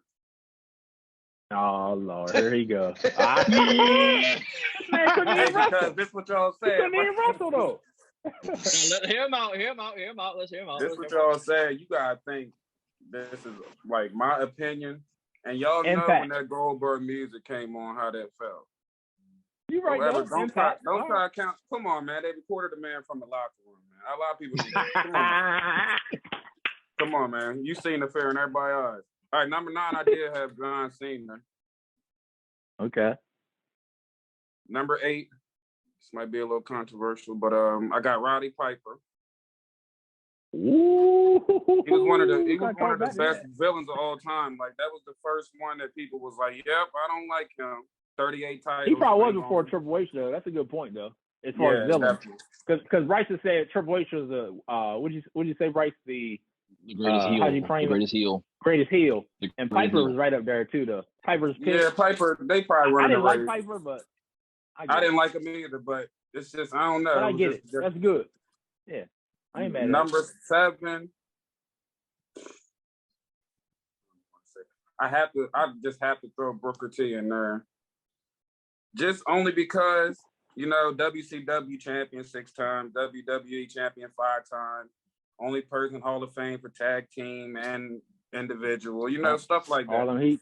Hey, Lance, what Booker T tell Hogan? For you. That's how And number 5, I got we did 6 through 10, right? That's the last one? Yeah. What's number 6? That's Booker T with 7. Oh, okay. Number 6 is Ric Flair. Ric Flair, number 6. So Ric didn't make the top 5 for you. Ooh, this is interesting. All right, so I got a couple questions for Bruce, and I'm gonna let Bryce go. We're gonna go around before we get to the top 5. So my main question for you, I got 2 things if I can. One, why isn't I'll leave the Flair alone. I'm surprised not your 5, but I'll leave it alone. The Booker T, obviously, we're all black men, African American. I think what Ron and mainly, was the first mainly that's what it is because, growing up, you didn't really look at the big picture. But now that it's been people grown now, you go back and look at what he actually did. It was kind of difficult to do that as a black wrestler at that time. And he opened the doors for a lot of these new black wrestlers. No, I agree with that. He definitely did. And if you put that into it, I can't disagree. I'll just say this for me. This is just for me. And I'll let Bryce go and let y'all go around for that 10 through 6 if you don't want to nitpick with Bruce. The only thing I take away a little bit from Booker T is, again, I remember I was a Jerry says he's a WWF fan. I was a WCW fan. So I remember Booker T. I was his Harlem Heat, one of the greatest tag teams with Stevie Ray. They had a couple Stevie Ray, but they had a couple different managers too. They had his wife later, but they also had Sister Sherry, Teddy Long too, right? Yeah, Teddy Long, baby. But the only thing as a singles wrestler, I give him a little slack for is because in WCW, and maybe they didn't know how to market him, but he wasn't a world guy then. It wasn't until he got to WWF. They didn't want to market him. They also didn't give him a good push. Booker T should have been pushed way harder than he was. Exactly. They should have gave him, because first of all, he's athletic. His look is good. He was. The spin kick. The scissor kick joint. Oh my god. Yeah. They didn't. That's not no move or nothing. All you did was spin around on your head, and the whole place would go crazy. But he also won King of the Ring too. Exactly. Yeah. He had a good legend story too. He was locked up. I wanted to move him higher, but I ain't want to argue with too many people. I'm with that. That's fine. I'm done. Anybody else want to nitpick anything he said before we go to 5? I ain't mad at Booker T. Go ahead, Bryce. Roddy Piper. Go ahead, Bryce. Yeah, Roddy Piper. Roddy Piper. What is your reason behind Roddy being 7 ever? 7 ever? Because we didn't grow up watching him. I think a little bit. I didn't grow up watching him. Since after I started watching wrestling, I started going back and looking at all the wrestling joint stories about people, Okay. If you get the little I just needed to know. I mean, see, I didn't want to put too much of my personal people in here because y'all would have been in here looking crazy. No, you should. It's your top shit. Me, I mean, I took my bias out too. I told him, hey Bruce, if it was my bias, Sting be number 1 for me. I had him at 7, so I feel you. You should have had him number 1. You should have had him. I'm doing it just like it should. Just like I think it should be. Nope. No bias. What you say, Sting? Stan, you got anything for Bruce? No, I mean the Booker T was a shocker, but I mean definitely he got some definitive arguments, and like I said, I respect. Yeah, he do. He got some good arguments. If you look at the categories and what in comparison to what he said, I can see where he could be scored high. I mean, definitely respect. And then like Booker T, like athletic ability, like do y'all see some of the stuff he used to do? Booker T was that guy. Right. Like he was on another level. Like in that in ring performance, that's crazy. All right, let's get in this top 5. Yeah, let's go. Let's get in this top 5, man. Let's get in this top 5 because you know I already seen actually Bruce, the one came here between Bruce and Sam. They got 2 guys not in their top 5 that's in my top 5, so it's gonna get real interesting. Number 5 for me. So I'm going first, and then I guess it's going with Gary, Sam, Bryce, then Bruce, right? All right. So number 5 for me is I got The Rock. I still put him in the top 5, even though, like Gary was saying, you know, his career was cut kind of short because of the movies and stuff. But I still feel like he did enough to get in the top 5. Even with the Nation Domination stuff, like even the Rocky Maivia, that whole before he became The Rock, you know, I still even give him credit for stuff like that. He was always a good athlete and stuff like that. He just needed that push. Then Nation Domination, and you started seeing his personality and stuff like that. So for his career for me was a 8. He had 10 titles, 8 WWE titles, 10 total. His look was a 9. In ring was a 8. Mic skills was a 10, and his marketability was a 9. So total for me that was 44 to put him in my top 5. Can I say something, yo? Yeah, sure. Rock is my number 5 too. Rock is number 5. Oh wow! and look, and we scored the same. I gave him a 44, but no. Yeah. So his career 7 out of 10, just because he left, you know, to go do his movies, get his bag or whatever.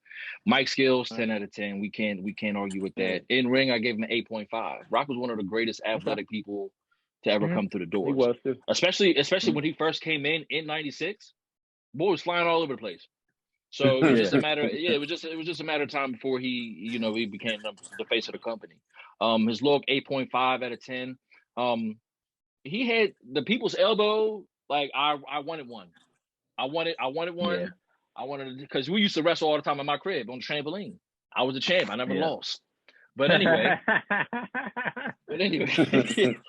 he was also the first black. I think it was the first black WWF champion when he won a title. WWF. So yeah. So that's got to count for something. So and then his marketability 10 out of 10. He put asses in the seats. The most electrifying man in sports entertainment today. Like I was watching a promo where he didn't say a word. The crowd finished his slogans for him. Like to have the ability to have that crowd in the palm of your hand, you don't have to do nothing. Like you can stand there like Mike Jackson. Literally. Like so that's why I gave him a marketability 10 out of 10. So his career is 40. I mean his total is 44 out of 50. Cool. So we both got The Rock number 5. What you got? And he's a 5-time tag team champion too. Yeah, he is. He is too. 5-time. Yep. So he's number 5, yo. Number 5, I got the Nature Boy, Ric Flair. Woo! I mean, he carried the flag for both companies at one point in time. But more so WCW. I mean, he was doing his thing before any of us was even kicking. He was. You know what I mean? So I feel like he had to be top 5. I feel like Bryce was saying with Triple H being the top villain of all time. I feel like Flair was at that point in time was there. The Ric Flair that we know today and love, and everybody has him in his music videos. That wasn't the case when we was kids, Lance. He was hated. You know what I mean? He was that guy. He always had the belt. If he was in the main event against Sting. He's against Hogan. He's going against all of them. So at the beach. Yeah. I think with Flair too. I think this man about to wrestle again right now. I heard, but he needs his longevity is unmatched for real. Hold on.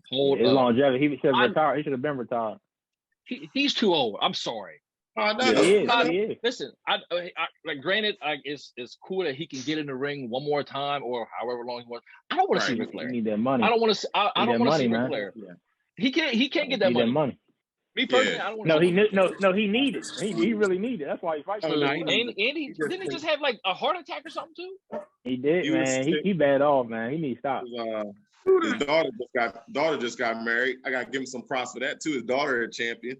You know what I mean? So Charlotte. the jeans rubbed off. Yeah. But yeah, I got Ric Flair in my top 5, man. I mean, at number 5. I mean, like I said, CW at one point in time, along with Sting. Cool. They were the main guys. Cool. Oh, you got Sam? I'm gonna go ahead and join Somerville. I got Ric Flair as my number 5. You got Flair 5 too. Okay. All right. Yeah, pretty much same thing Gary said. Look, I gave him an 8. Ric Flair always carried it, looked like an old man anyway, even when he was in his younger days. He made it like it was cool for an old man to beat you down. Yeah. His in ring, I gave him a 10, man. I think he was definitely a performer in it. Like he definitely knew what he was doing in that square, in them 4 corners. His energy was great. You know what I mean? Always had that energy. Yeah, Ric Flair total score 45 for me. Career, I gave him a 10. So yeah, 45 for Ric Flair in top 5. Cool. Bruce?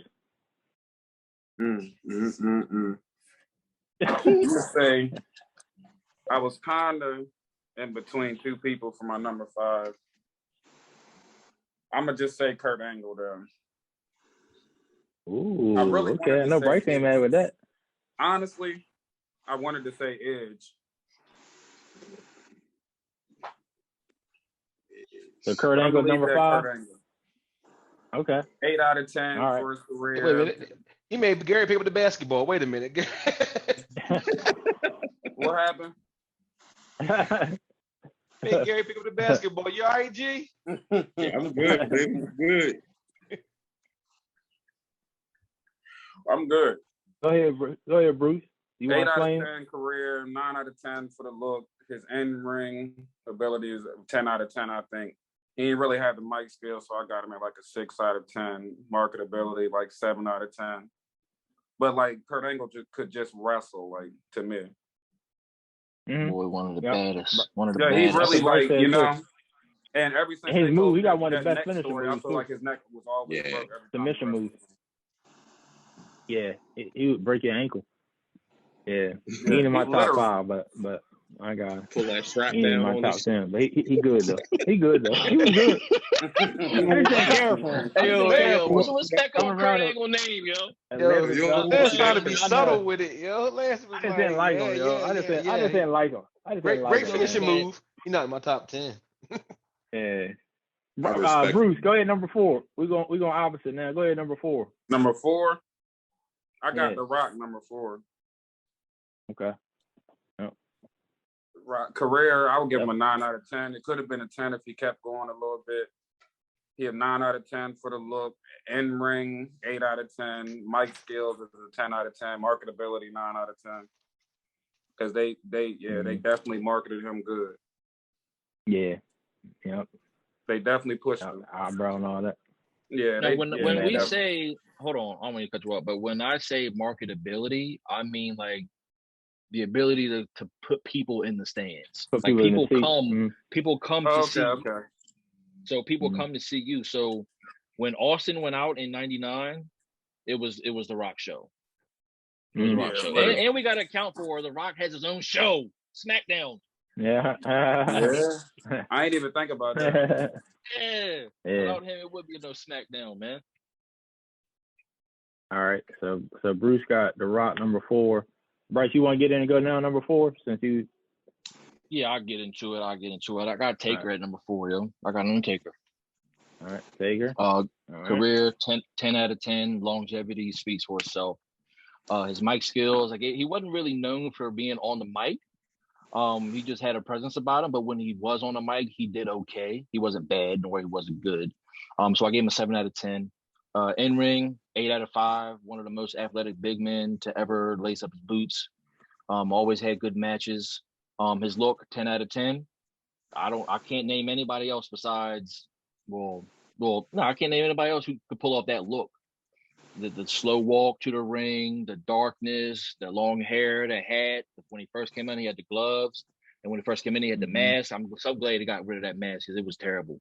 Definitely that person. Also, when he was on the motorcycle, he was still Taker, yo. Like I don't know anybody else who could pull off that look as well, like being a bad biker.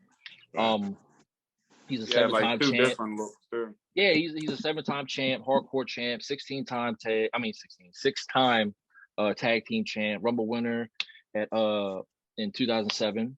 I gave him a 45 at a 50, yo. So I got Taker as my number 4, yo. And his WrestleMania record too. I wish he never would have lost that record, though. I know. That's he crazy. shouldn't. He shouldn't. That was dumb. For creative purposes. And the Brock Lesnar at that. Right. Yeah. For creative purposes, he should have never lost, yo. I just don't see the point of If Brock Lesnar was gonna be, they could let HBK get one. Damn. And HBK fought him twice. Back-to-back WrestleManias, and he lost him twice. Yeah, like come on. All right, so cool. Rice got Taker 4. What was it, Sam next? Is it on me? Hey, classic matches too. I got hold on. I got matches on here too. Like I'm just go. No, but I'm just saying like that's on my own. Yeah, he do got the matches. But I agree with his matches. Buried Alive, the caskets, yeah. Him and Yoko and Nick Cole, the Hell in a Cell, stopping at the top, starting at the top and all that. Yeah. I got Taker at number 4. All right, Sam. Ooh, it's getting heavy up here, man. It's getting heavy up here. Yeah. It's getting heavy. Number 4, one of my guys. I got Steve Austin, man. Steve Austin. Number 4, okay. All right, number 4. Okay. Talking about premature. Total score 45. Ooh.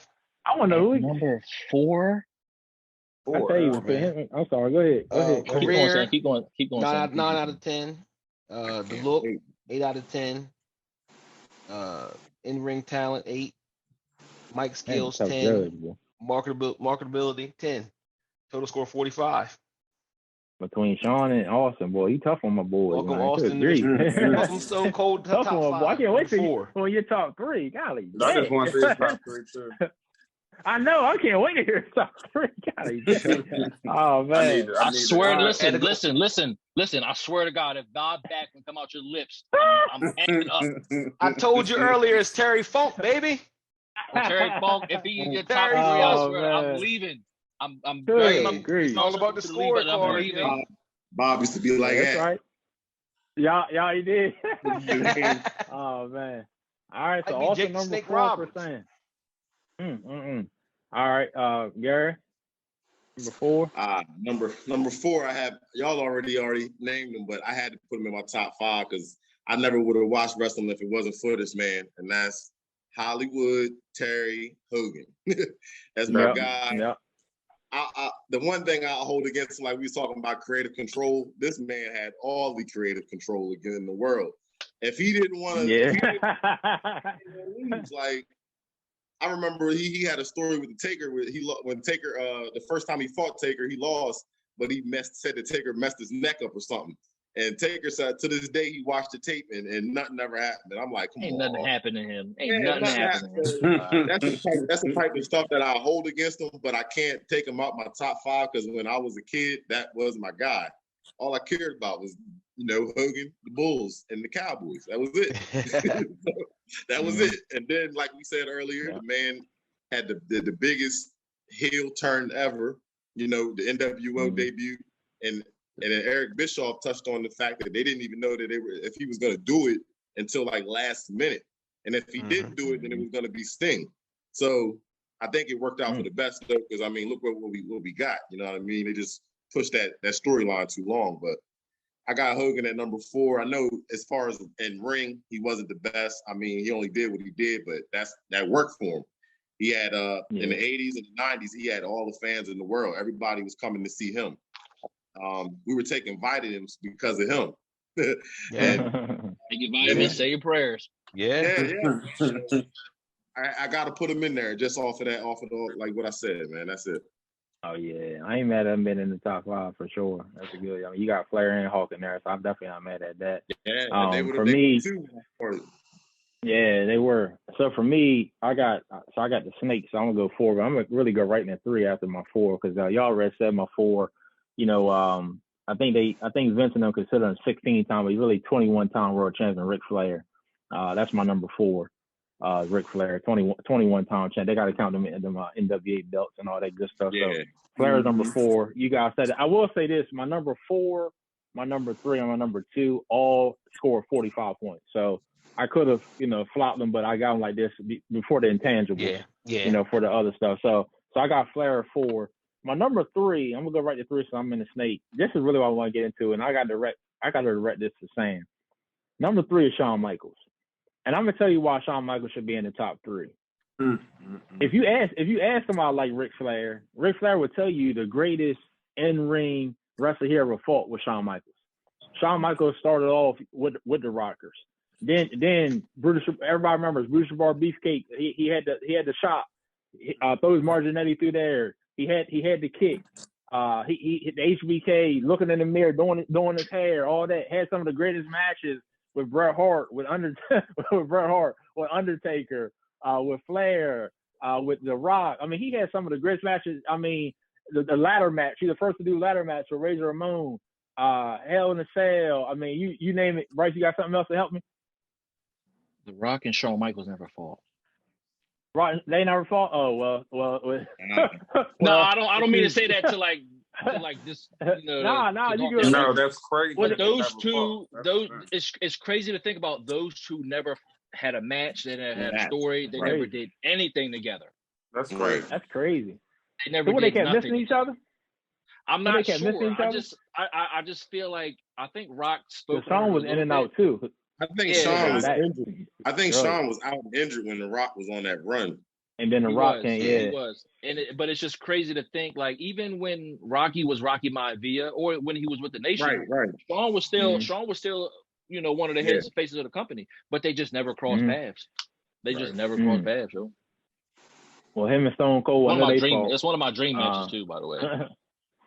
And this is the other reason I got to give Shawn credit, because, and I think Gary kind of hinted to this earlier too, is that, okay, I named all that, but then you've got the Generation X, like DX, like what he did. He had people going to school like this. I mean, come on. We got in trouble for doing that. Yeah, we got in trouble. Like the whole DX movement. Y'all said the other group he was with, they're just like the Four Horsemen. It was Evolution. He did that. And then he carried WWE for a good while too. Like after that Bret Hart stuff, like that whole the Montreal Screwjob and all that, like he took it, ran with it. A lot of people didn't believe he could be a world champion because of the style stuff, but man, he carried that thing. I remember when he had the bodyguards. He had Diesel at one point. Then he had Sid Vicious at one point. I mean, he just Vader. He just did Vader. I mean, he just did so much. And I feel like I'm even because they even said like he had like the lowest drawing as a champion. But to me, I couldn't tell as a world champion because it was always fat and stuff. Like I'm saying, so I couldn't tell. I mean, it's something else I had about Shawn that I think I'm missing, but I had him as a 45, mic skills 9, marketability 8, in ring 10, look 8, career 10. I mean, he just did so much, man. That's why I said to me he got to be at least in the top 5. That's why I said to have that 10. It's like, I mean, what you want him to do? Like, you know what I'm saying? But he number 3 for me. All right, who next? Gary going? Is it Gary now? Gary man. Again? So I've been kind of back and forth with this all day, man. It's kind of hard for me, but man, number 3, I really wanted to put him higher, but I have Austin at number 3, Stone Cold. And you got Austin at 3. I say that being, look at Bryce. I say that, man, being like, he had a good run, but he had injury, the neck injury. It stopped him early on when he was really ready to take off. Right after he beat Shawn with the Mike Tyson at the referee match, he was supposed to take off. And I want to say he maybe had a couple of matches, and then he had the power drive from Owen Hart or something like that, and his neck was done. Go ahead, Bryce. So I'm a Steve Austin fanatic. I know. So Austin won the title in '98. He didn't break his neck. He bruised his spinal cord the year before with Owen Hart. Right. I always didn't like how they marketed him or they pushed him after he won, because he lost the title after 4 months after winning it. I didn't like it. Yeah, it wasn't long. It wasn't a long run. So, but the neck injury started piling up in '99. So when he got hit by the car, that's when he had to get surgery for his neck. So then he came back a year later, and then that's when he had a little run, and he was still stone cold. Yeah, but I'm not taking nothing from him. Yeah. Thank you. I really thank you for clarifying that up. But that's really what I was trying to say. Where you gotta give my dates right, That's the guru right there. I feel like he was that guy, but it just, like he was in and out so much. He was definitely the favorite. Like you said, he was almost like The Rock. When he would do his interviews, the crowd yelling, "What?" You know what I mean? Like he had him at the palm of his hand anytime he came out. All it took was that glass breaking. And then one of my favorite segments is him and Pillman. The Pillman's Got a Gun. That one, I think they got But that, that was great. That was just like, Austin. That was his boy, Hollywood Blonde. Yeah. That's when you thought that wrestling was like real. Because Pillman was a great actor. He was psycho. He was psycho. Yeah, and you just thought he was gonna shoot him, yo. I was so scared. I'm not even gonna lie. I was scared as hell. You'll see who my last two are is the reason why I didn't put Austin up there. That's the only reason, because those two guys. I can't wait to hear you two, yo. I can't wait to hear it too. Already, went on, but those two guys were the two guys that got more longevity over him. That's the only thing. Like they were in the ring a little longer. That's it. And then the one guy. I do know. That's it. Well, you said I do know what one of them going to be for Garrett, which is good. Let me say this one thing before saying, because I know Sam's really ready to get interested with his top three. So then we're gonna get to Sam and Bryce.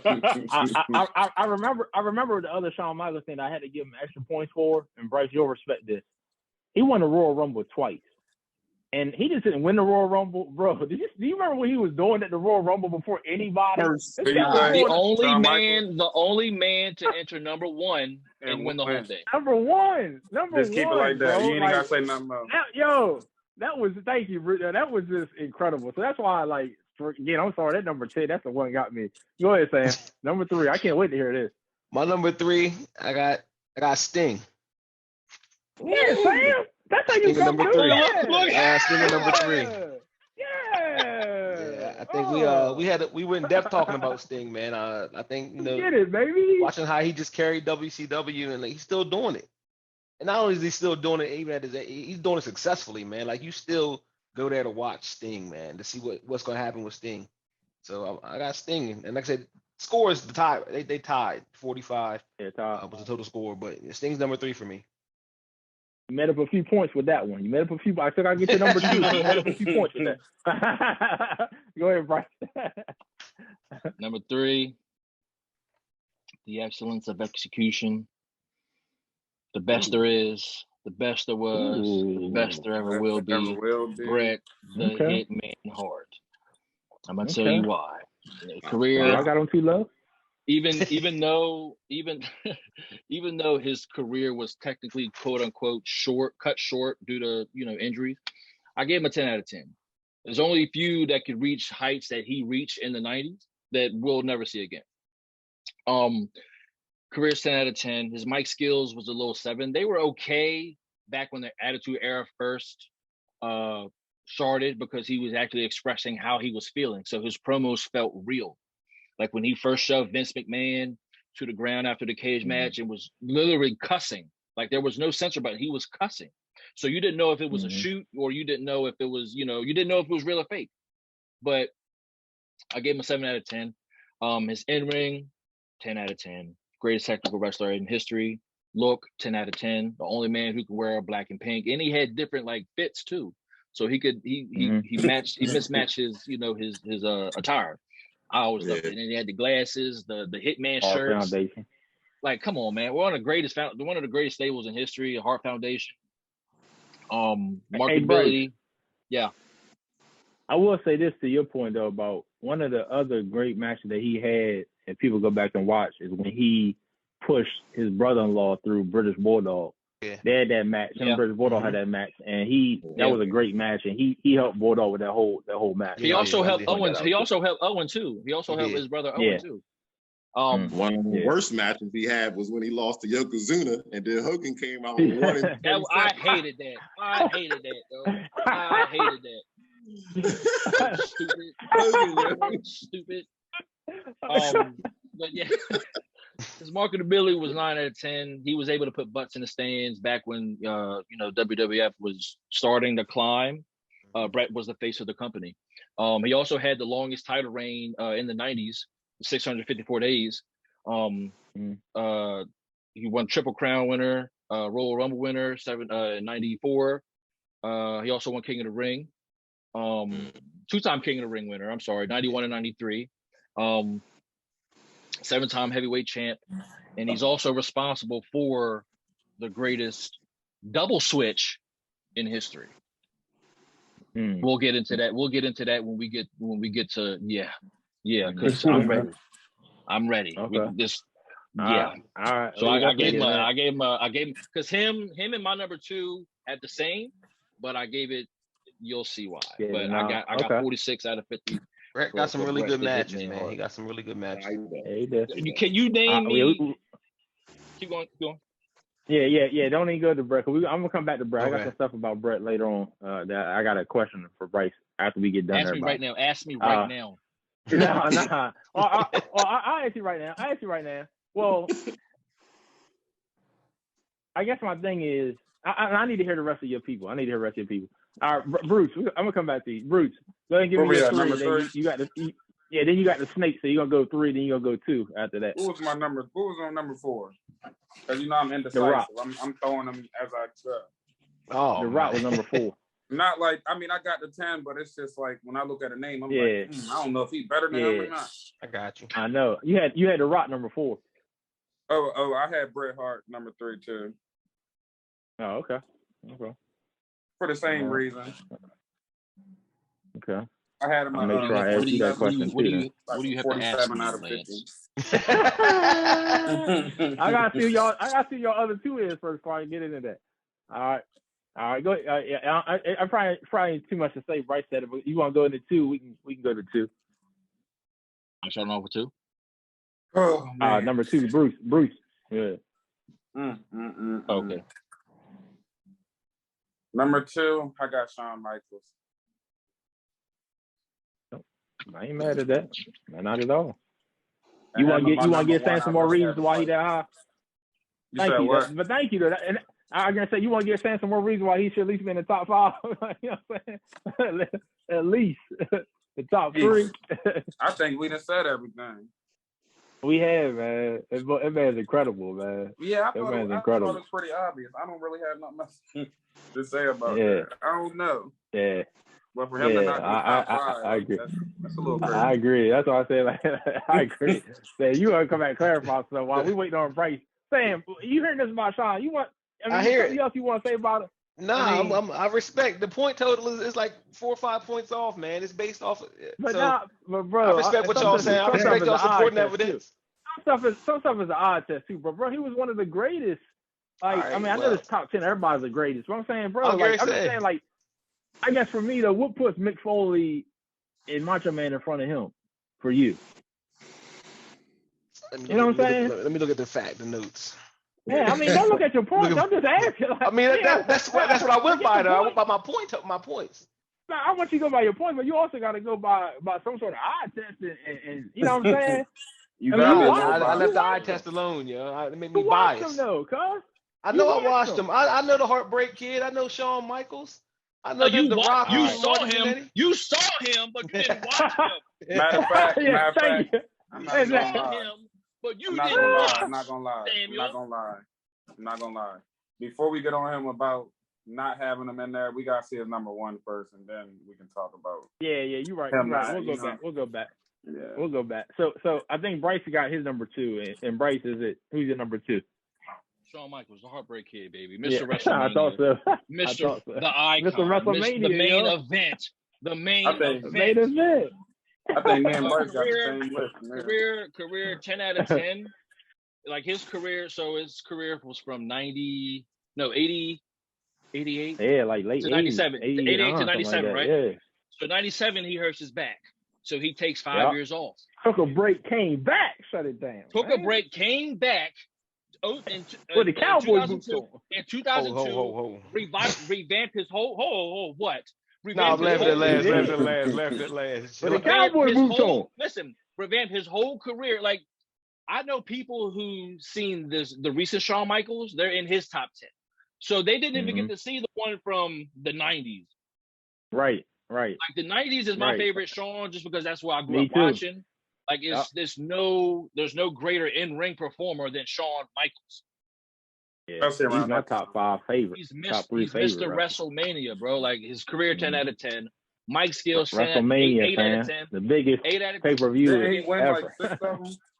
I gave him Didn't Mike he win Skills, like 6 8 out of WrestleManias, John? Yeah, he won something He crazy. won that WrestleMania like 6 times. Yeah, he won something crazy at WrestleMania. the Bret Hart Flair. He lost to Taker twice, but those matches are still great. Then he still had some great matches. 5-time tag team champion. Yeah.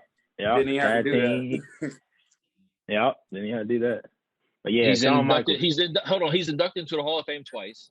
Once to Shawn Michaels and once for DX. Yeah. Like I said, first man to enter one in Royal Rumble and win the whole Yeah, thing. the Royal Rumble. I had to give him extra point. That's what I was saying. Sam said he was going to shake my pocket. He's a triple crown winner, 4-time WWF champ, a Grand Slam he's incredible, champion. man. He was voted 11 times for match of the year. Yeah, so his mic skills, I gave him an 8 out of 10, just because the 90s Shawn that I grew up on, coming to find out he was high on coke. So it's like, it sure was. So was he being real? Was it a shoot? We didn't know, but that's his ability to tell that story. In ring, 10 in ring, 10 out of 10. Greatest performer ever. His look, 10 out of 10. Now, the reason I gave him 10 out of 10 is because the 90s Shawn had a different outfit every single night he went out there, and I couldn't wait to see. I couldn't wait to see which attire he was going to wear out next. Dancing and all that. So his look is a 10 out of 10. His marketability was an 8 out of 10. Dopest music. I'm just a sexy boy. Sexy boy. He had all that, man. That boy was hard, man. He was hard, it's him singing. So that's another thing. That's another thing, yo. But the little backstage skits he had. Yeah. You can't doubt that. His marketability, I gave him an 8 out of 10. Only because I wish they would have pushed him more. Yeah, they could have pushed him more than what they could have. But I got him 46 out of 50. The reason him and Bret are the same is because Shawn wrestled longer than Bret. And he also still put on classic. He put on classics, bro. Matter of fact, last night I was watching the match between him and Shelton Benjamin. That's one of the best matches ever, too. Oh wow! So I got watch it. Very underrated. Very underrated. I've never seen that. Wow! I'm like talking about that match when Benjamin jumped off the ropes and he super kicked him. Yeah. Oh, wow. That was crazy, bro. And Shelton Benjamin was very underrated. No, I was gonna say, and the guy Shawn fought like he could fight somebody his side like a Bret Hart, but then he could fight a Diesel, Undertaker. You know what I mean? He is versatile. Yeah. So yeah, I tell you, Stan got the point by now. Go ahead, Gary. Hold on, and he was in the first ladder match too. Yeah. First ladder match. Him and against Gary Boy. Against Gary Boy. Razor Ramon. Yeah. Razor. Yeah. All right. So that's who's next? Number two. Sam next. Hold on. I think Sam next. Then. Yeah, go ahead, Sam. My number 2. Welcome, number 2, Mr. Undertaker. Taker number 2. Career, I gave him a 10. Longevity definitely jumped out. In-ring talent, I gave him a 9. I think my man was 6'10", 300 pounds, doing some of the things he was doing. That clothesline off the rope, leaping in the air, walking the rope. Like I said, for that size, I had to give him a 9. Mike's skills was 6, but also I think that even he got better once he started talking. Like his storylines that he had to talk in kind of made definitely helped him out with his promo marketability. I gave it a 10, along with the look, because he did it different ways. Badass. He came in, like you said, with Paul Bearer, dark, quiet. And I think his entrance, man, he made cats wait like at least 2 minutes because took him that long to walk down to the aisle. I mean, people got something to think about with it. So I got to take her number 2 for me, man. It's funny because before Paul Bearer, he had what's my man named that was the Brotherly Love. Brotherly Love. Brotherly Love. Yeah. All right, so Taker's 2.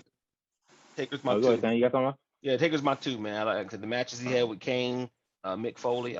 Taker's 2. Shawn Michaels. All right, fair. I also like. Hold on, I don't mean to cut you off, but I also like. Speaking of Undertaker and Kane, I also like how they brought Kane in back in '97 because they made the storyline about how Undertaker killed his parents and they severely burned Kane, and Kane has been looking for him for 20 plus years or whatever. Yeah. Then they Kane built- didn't work as Isaac Yankem.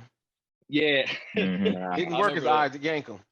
So they build him up and they did promos where Paul Bearer was like, Kane is coming. And it's like you didn't know when it was going to happen. So when he finally came in Bad Blood, it was like, oh shit, like he's big as Undertaker.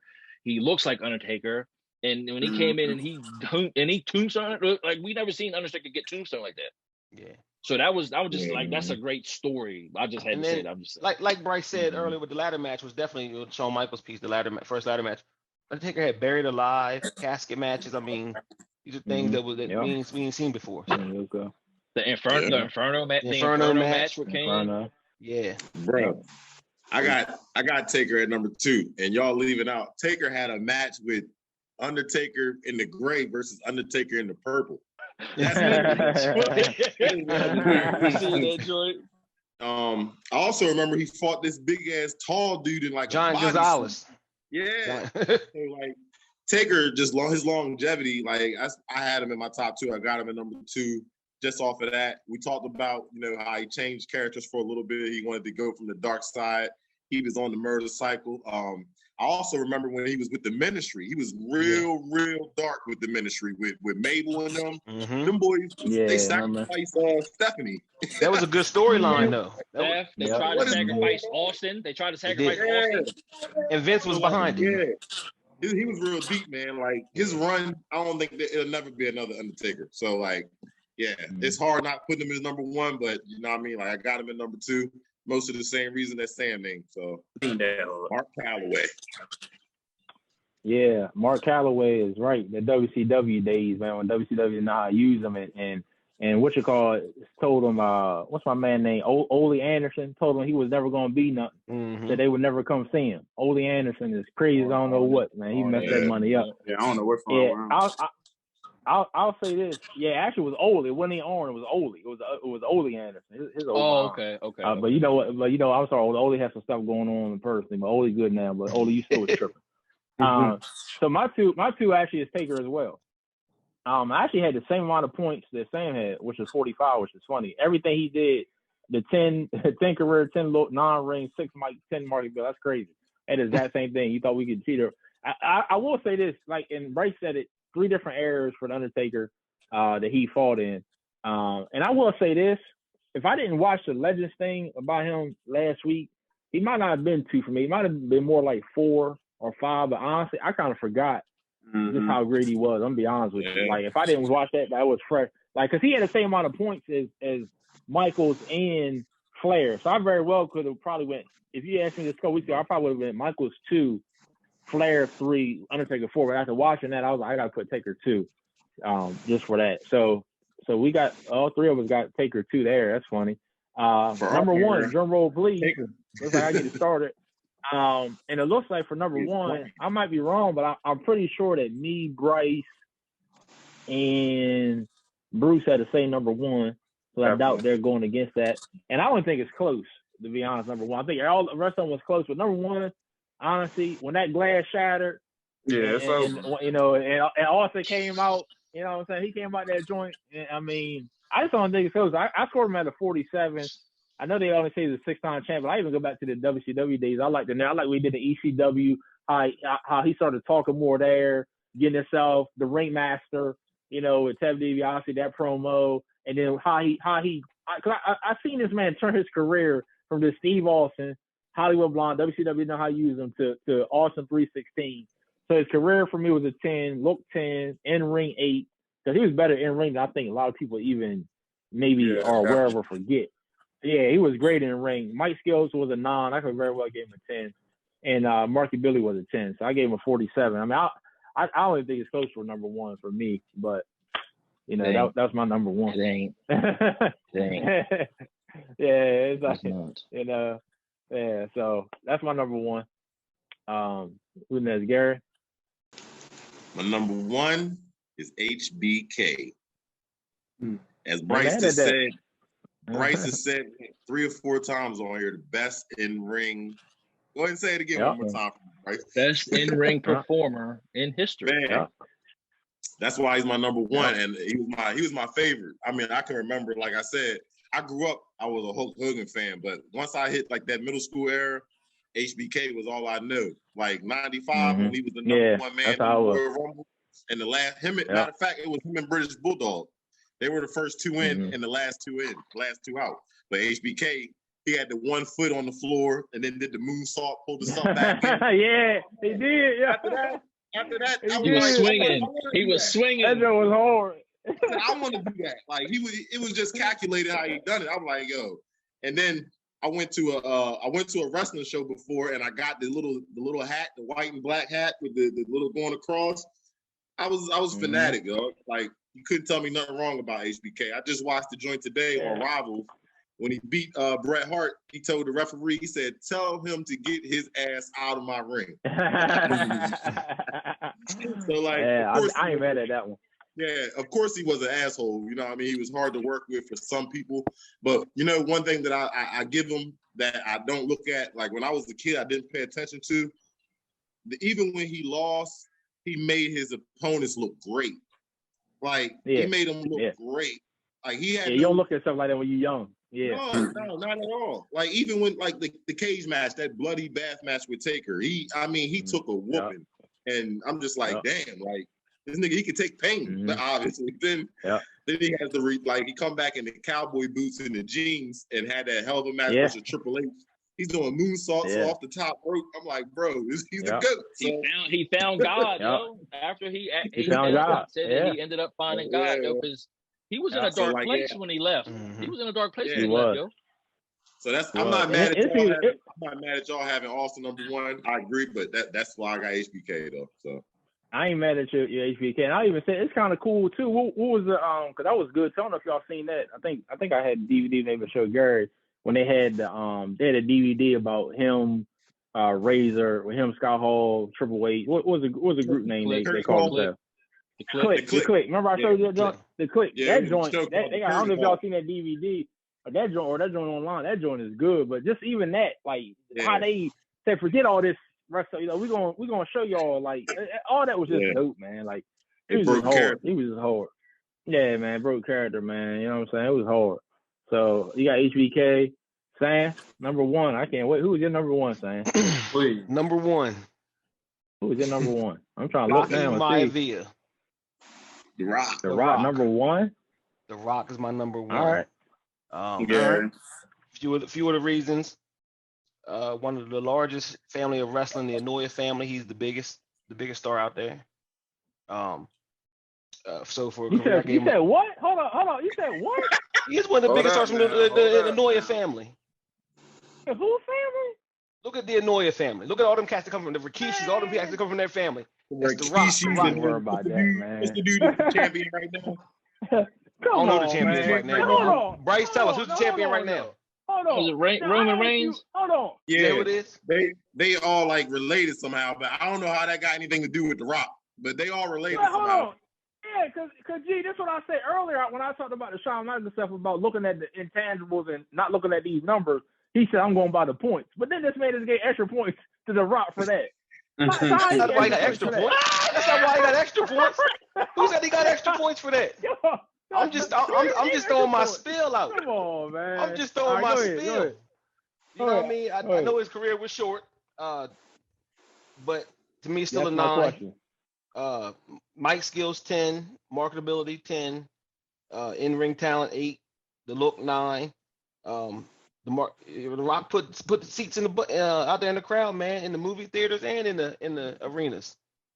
The Rock is my #1 guy. My question is, after I'll let Bruce and Gary, Bryce go. Then we're gonna try to make this awesome list real quick before we get done. Go ahead, Bryce. You next. Sam even have Austin in his top 10. Yeah. He had number 4. Austin was 4. Number 4. My bad. I'm like, I had to think for a second. And The Rock made it cool to disrespect people, yo. When you ask questions, you tell them it don't matter. He made it cool to disrespect people? Yeah. Austin didn't? No, he did. I'm not saying he did. He did. Rock's my guy. Rock's #1 right now. On the Sam Taylor list, The Rock is #1. Okay, son. And I hope you smell what The Rock is cooking. He even said the longevity. Go ahead, Bryce. Do I need to say it? Yeah, you don't need to say it.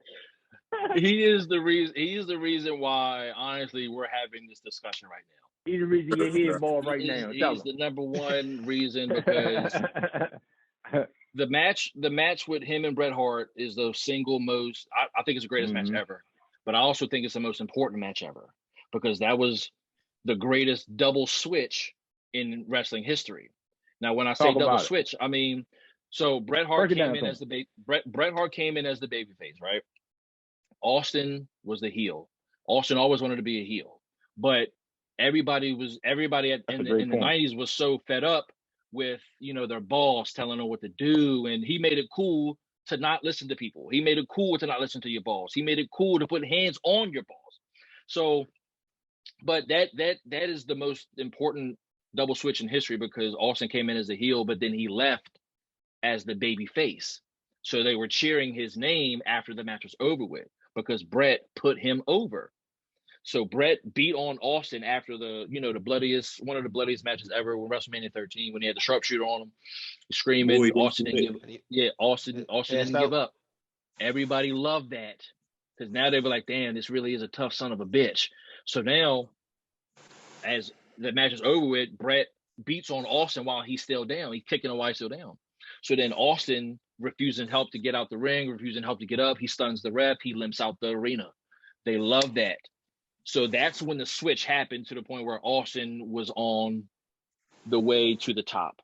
So SummerSlam comes around. He gets dumped on his head.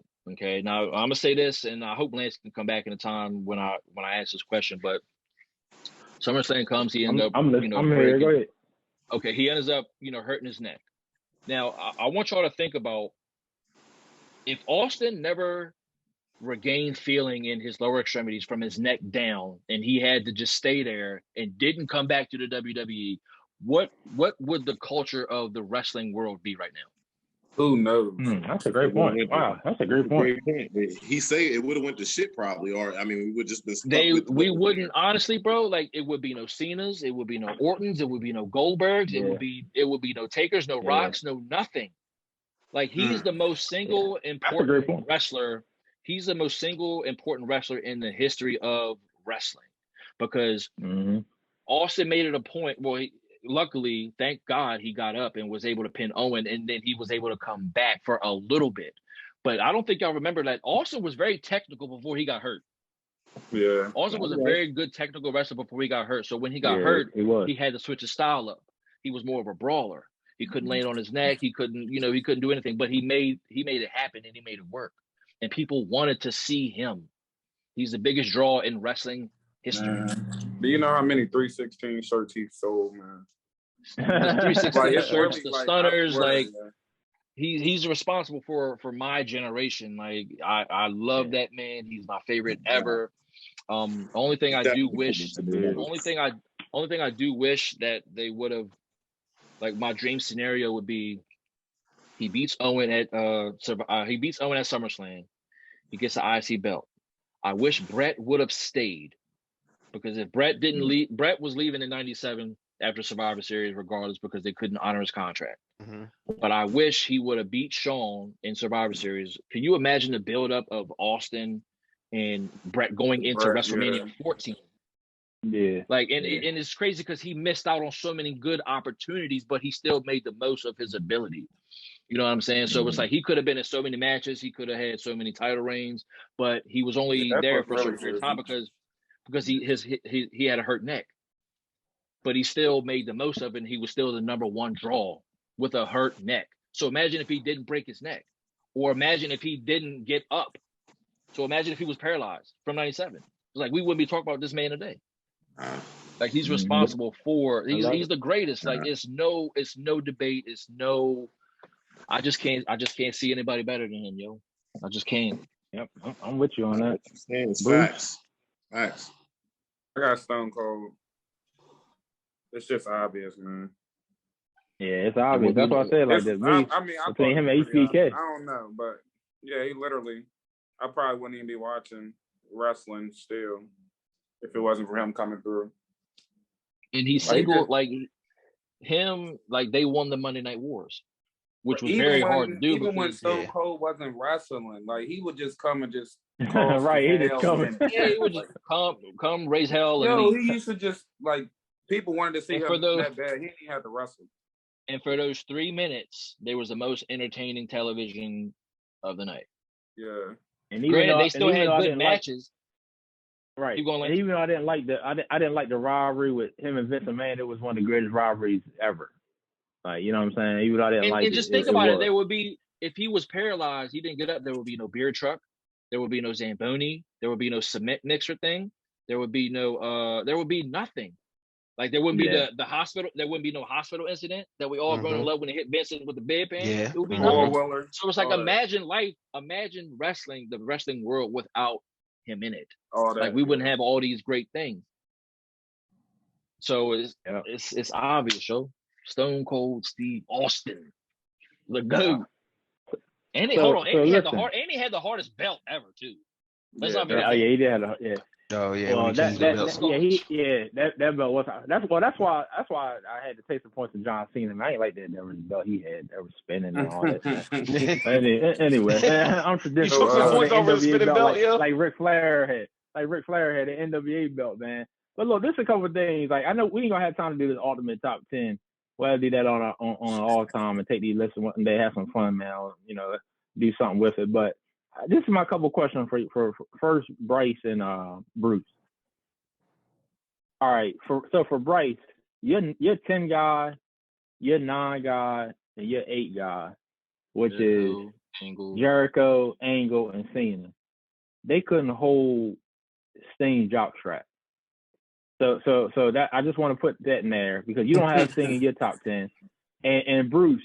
Come on, man. We go back Mount Pisgah, man. Come on, you know what Sting was doing when we was in. Hold on, baby. Come on, baby. Come on, you know, what you mean? Bruce. I'm surprised with you, Bruce. You know what Sting was doing. You got Cena. You got Goldberg over Sting. You know what Sting was doing to Goldberg in WCW, baby. I know exactly what you're saying, Goldberg. This is what they did with Goldberg. They made up an undefeated streak for Goldberg. He didn't win all 100 and some games or 100 and some matches in a row or nothing like that. That's TV, though. That's TV. That's TV and that's creative marketing. But hold on, you came in my Why ain't Sting your top 10? Why ain't Sting your top 10? Yeah, both of y'all. Because he's not better than Kurt Angle. He's not better than Chris Jericho, I don't think. What? Chris Jericho could do nothing with them WCW. If they think, listen, Chris Jericho, listen, if you want to say Kurt Angle, but that Chris Jericho, no. Chris Jericho could not do nothing with him. Are you kidding me? Chris Jericho, nothing. Go back. Look, YouTube is free. YouTube is free. Chris Jericho wasn't even getting heavyweight matches with Sting. He wasn't even. He was playing JV and Sting was on varsity. Who matches? Who had more 5-star matches? Jericho or Sting? Come on, Lance. You that's WWF. That's marketing. That's marketing. Yeah. That's marketing. That's how you say it. That was marketing. That was marketing. Go ahead, Bruce. But Bryce, you did say that you really didn't watch too much of Sting from before. But I did. Like when I did you go back? What matches did you see from Sting's early careers? Him and Flair, the matches they had. When he had the face paint shit. Yeah. I didn't see. Only time I watched Sting was when he was with it was around 90. I think it's 98, 97, 98. Yeah. So you got to see the blonde hair. Before the paint. You know what? You do me a favor. You do you a favor. We're gonna get together. You go back, go to YouTube, look at Jericho. I'll go back and I'll look at Sting from the 90s. Okay, that's a bet, my man. That's fair. And then we're gonna revisit this because I like that. Like as far as in ring performance, Jericho's one of the greatest ever. And Cena's not over him either. I'm sorry, that's just the WWE marketability. But anyway, Bruce, go ahead and get in there. But he's crazy. Give me the crazy thing is, like, I'm gonna ask you something after Bruce. Sting is one of my personal favorite wrestlers, though. But I wasn't remembering too much of his accolades because I was too young, so I didn't want to throw him out there. Then y'all break me down. Like, I don't really know what he won. I don't really know none of that. I just know when them lights cut off, like, that was one of my favorite. But I didn't really know his accolades. That's why he wasn't in my top 10. Sting won 15 world championships. 15. Okay. You know what I mean? And then he carried the organization. That's what I'm saying. Like he carried WCW. And then even when the NWO came, he was the one that was going against him. So I just think he should at least be in the top 10. For y'all. That's just me. But and then Sam, I'm gonna come to you now. Listen, he's in my honorable mention. He's in my top 15. Gary, I just got on him about I know you can't. I don't know if you can hear yet. Gary, I just got on him about Sting, and neither one of them had Sting in there. Bryce gonna go back and watch some Sting stuff. I'm gonna watch some Jericho stuff. We're gonna reconnect and talk. Bruce, he said Sting one of his favorites, but let me ask Gary this. Gary. Who's had Jericho more 5-star couldn't do matches? nothing with him. Who had more 5-star matches? Who had more 5-star matches? That's Vince McMahon. That's Vince McMahon. What you mean it's Vince McMahon? He had 5. What do you mean by 5-star though? Like great matches. The whole way through. Great matches from start to finish. Sting. Make sure you watch the blonde hair Sting. I'll say Jericho. I would say Jericho has more because, like Lance said, the Vince McMahon debate. Vince McMahon has that. But Sting has matches. Sting got the same. They were mainstream. We were in the South, man. We were Ted Turner and them, man. Look, WCW was still beating WWF. It wasn't just the NWO. It was also because of Sting. Yeah. All right, now let me go to Sam real quick. I'll give you that too. Let me go to Sam real quick though. All right, because y'all that Sting thing, it hurts. I know it hurt, and I knew it was going to hurt you. That's why I ain't put him in my top 10. I was like, last time say some watch. But my thing with Sam, Sam, with you, The Rock being number one over all these guys you got. My only question is, why didn't you take anything away from his longevity? Like you said, he didn't fight as long or wrestle as long as some of these guys, and the guys you got him over. I guess my question is, like, to have him 1 and someone like Shawn Michaels 10, or him 1 to have like Bret Hart 8. You know what I'm saying? Flair, like what? Like even over Austin, like what was it like? Let me answer that. Like the point differential in my top 5 were probably between like 1 to 2 points. As far as his career, I weighed back and forth on that, but somehow I thought about who's the best running back in the NFL ever, in my opinion, and it's Barry Sanders. And I don't worry about his career, how long he played. That's where I went with. I shifted towards The Rock. Like he got the Barry Sanders disease, impact on for me. Okay. That's why I went with The Rock. I understand. Okay. Do you think though, after hearing all 4 of us about Shawn Michaels, do you think that you should have moved Shawn Michaels? No. I definitely got love for Shawn Michaels. I mean, he's definitely. Would you move him up if you would do it different? Yeah. I can see where he could be moved. Like I said, all the point totals are within like 1 to 2, 3 points. So yeah, definitely valid points. Because you can't tell me Mick Foley's better than him. That's all I'm saying. Like, you know what I mean? People like that. You know what I'm saying? That's all I'm saying. That's all I'm saying. Like, you know what I'm saying? So all right, cool. I digress, man. I digress. Any y'all got any other beats? Y'all got beats with me? Who? I got John Cena in your top 15 because I was looking at a podcast on YouTube yesterday. He's in my top 10. John Cena. Yeah, he's in my top 10. He would be in my top 15. He would be in my top 15. Yeah, it's 15, 16. That's why I said him being over Sting is 15, 16 for me. I got a question. Bruce, you said, Sting's one of your favorite guys, but it was a little bit before your time. How did Roddy Piper get on the top 10? I told you because after the fact, I go back and like look at, because I got the little wrestling joint on the TV. I go back and just look at the backstories and all the different, different type stuff. What Piper matches got you though? Like what matches did Piper have that got you? Like a couple of them. Let me go on. Let me go. How did you score? How did you score as one of his categories? If you don't mind me asking. Man, Piper wasn't better than Ricky Steamboat, man. Oh my God. It wasn't even just about the wrestling. It was just like the aura that he brought. Like it was just the other stuff. Yeah. The mic stuff, and I will say I got a lot more respect for Piper after watching his Legends season 1 last year. I got a lot more respect for him. Remember, he got like 38, 39 titles. Like he ain't a slouch, He just somebody I wouldn't watch. Yeah. That's really what it was. Yeah, that's how it was with me. Yeah. Like if Piper came on right now on WrestleMania, I'm not watching. I'm going to eat some food or something. I'm going to eat some food. I'm sorry. You would watch the promo that Piper was in. No. Piper's Pit? I don't give a damn about no Piper's Pit. No. Miss me. Like, so you just don't granted, like Piper, granted, he's a legend. I respect him, respect his whole career in totality, but he's just not somebody I would. Man, you don't even respect Andre the Giant, man. And that's really crazy. I respect him in a sense of what he did for the company. But he was one of the most boring people to watch, Bruce. Hold on, you know what? I just realized he was something. Like I just realized something. 18 and 500 pounds, bro. He couldn't do much. I just realized something. He was more like a draw. He was more like a draw. They just marvel at his size. Big Show was better than him. I think Bruce might got a mistake though. I think Bruce might got a mistake as I'm looking back at this, because I was just looking right. It looks like we all got 5. All 5 of us have at least 5 of the same guys, but I think it should be 6. I'm gonna ask Bruce this. So we all got Stone Cold, we all got Shawn Michaels, we all got Bret Hart, we all got The Rock, we all got Ric Flair. It should be 6, because Bruce, why don't you have Taker? Oh my God! Your top 10. Oh my God! Because he got Rowdy Piper. That's why he ain't got Taker. Yeah. Because he don't say it like that. That sounds crazy. What? Man, that sounds crazy. Undertaker? That's why he ain't got Piper. That was a mistake. You missed that one. I you missed that one. The thing about it is, I got him. Goldberg shouldn't be in over him. I don't know what happened. Yeah, so that's why I said that might probably just got your Booker T, your Goldberg. Yeah, I must have had something. Man, look, man. Yeah, it's all good. It's all good, man. Look, man, I gotta get up off here, man. This has been fun. Real Sportsman Podcast. We still on the podcast. Y'all check this out. We're gonna do a little editing, a little cutting and stuff, man. But for the most part, man, this is all good.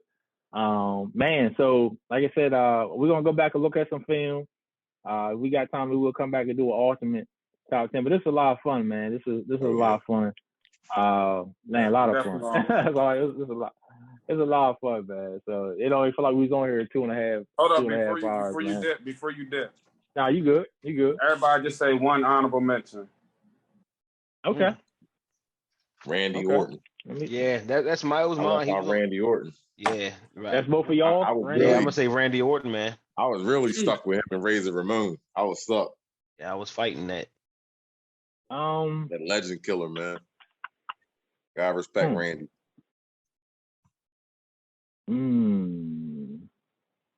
What you got, Bryce?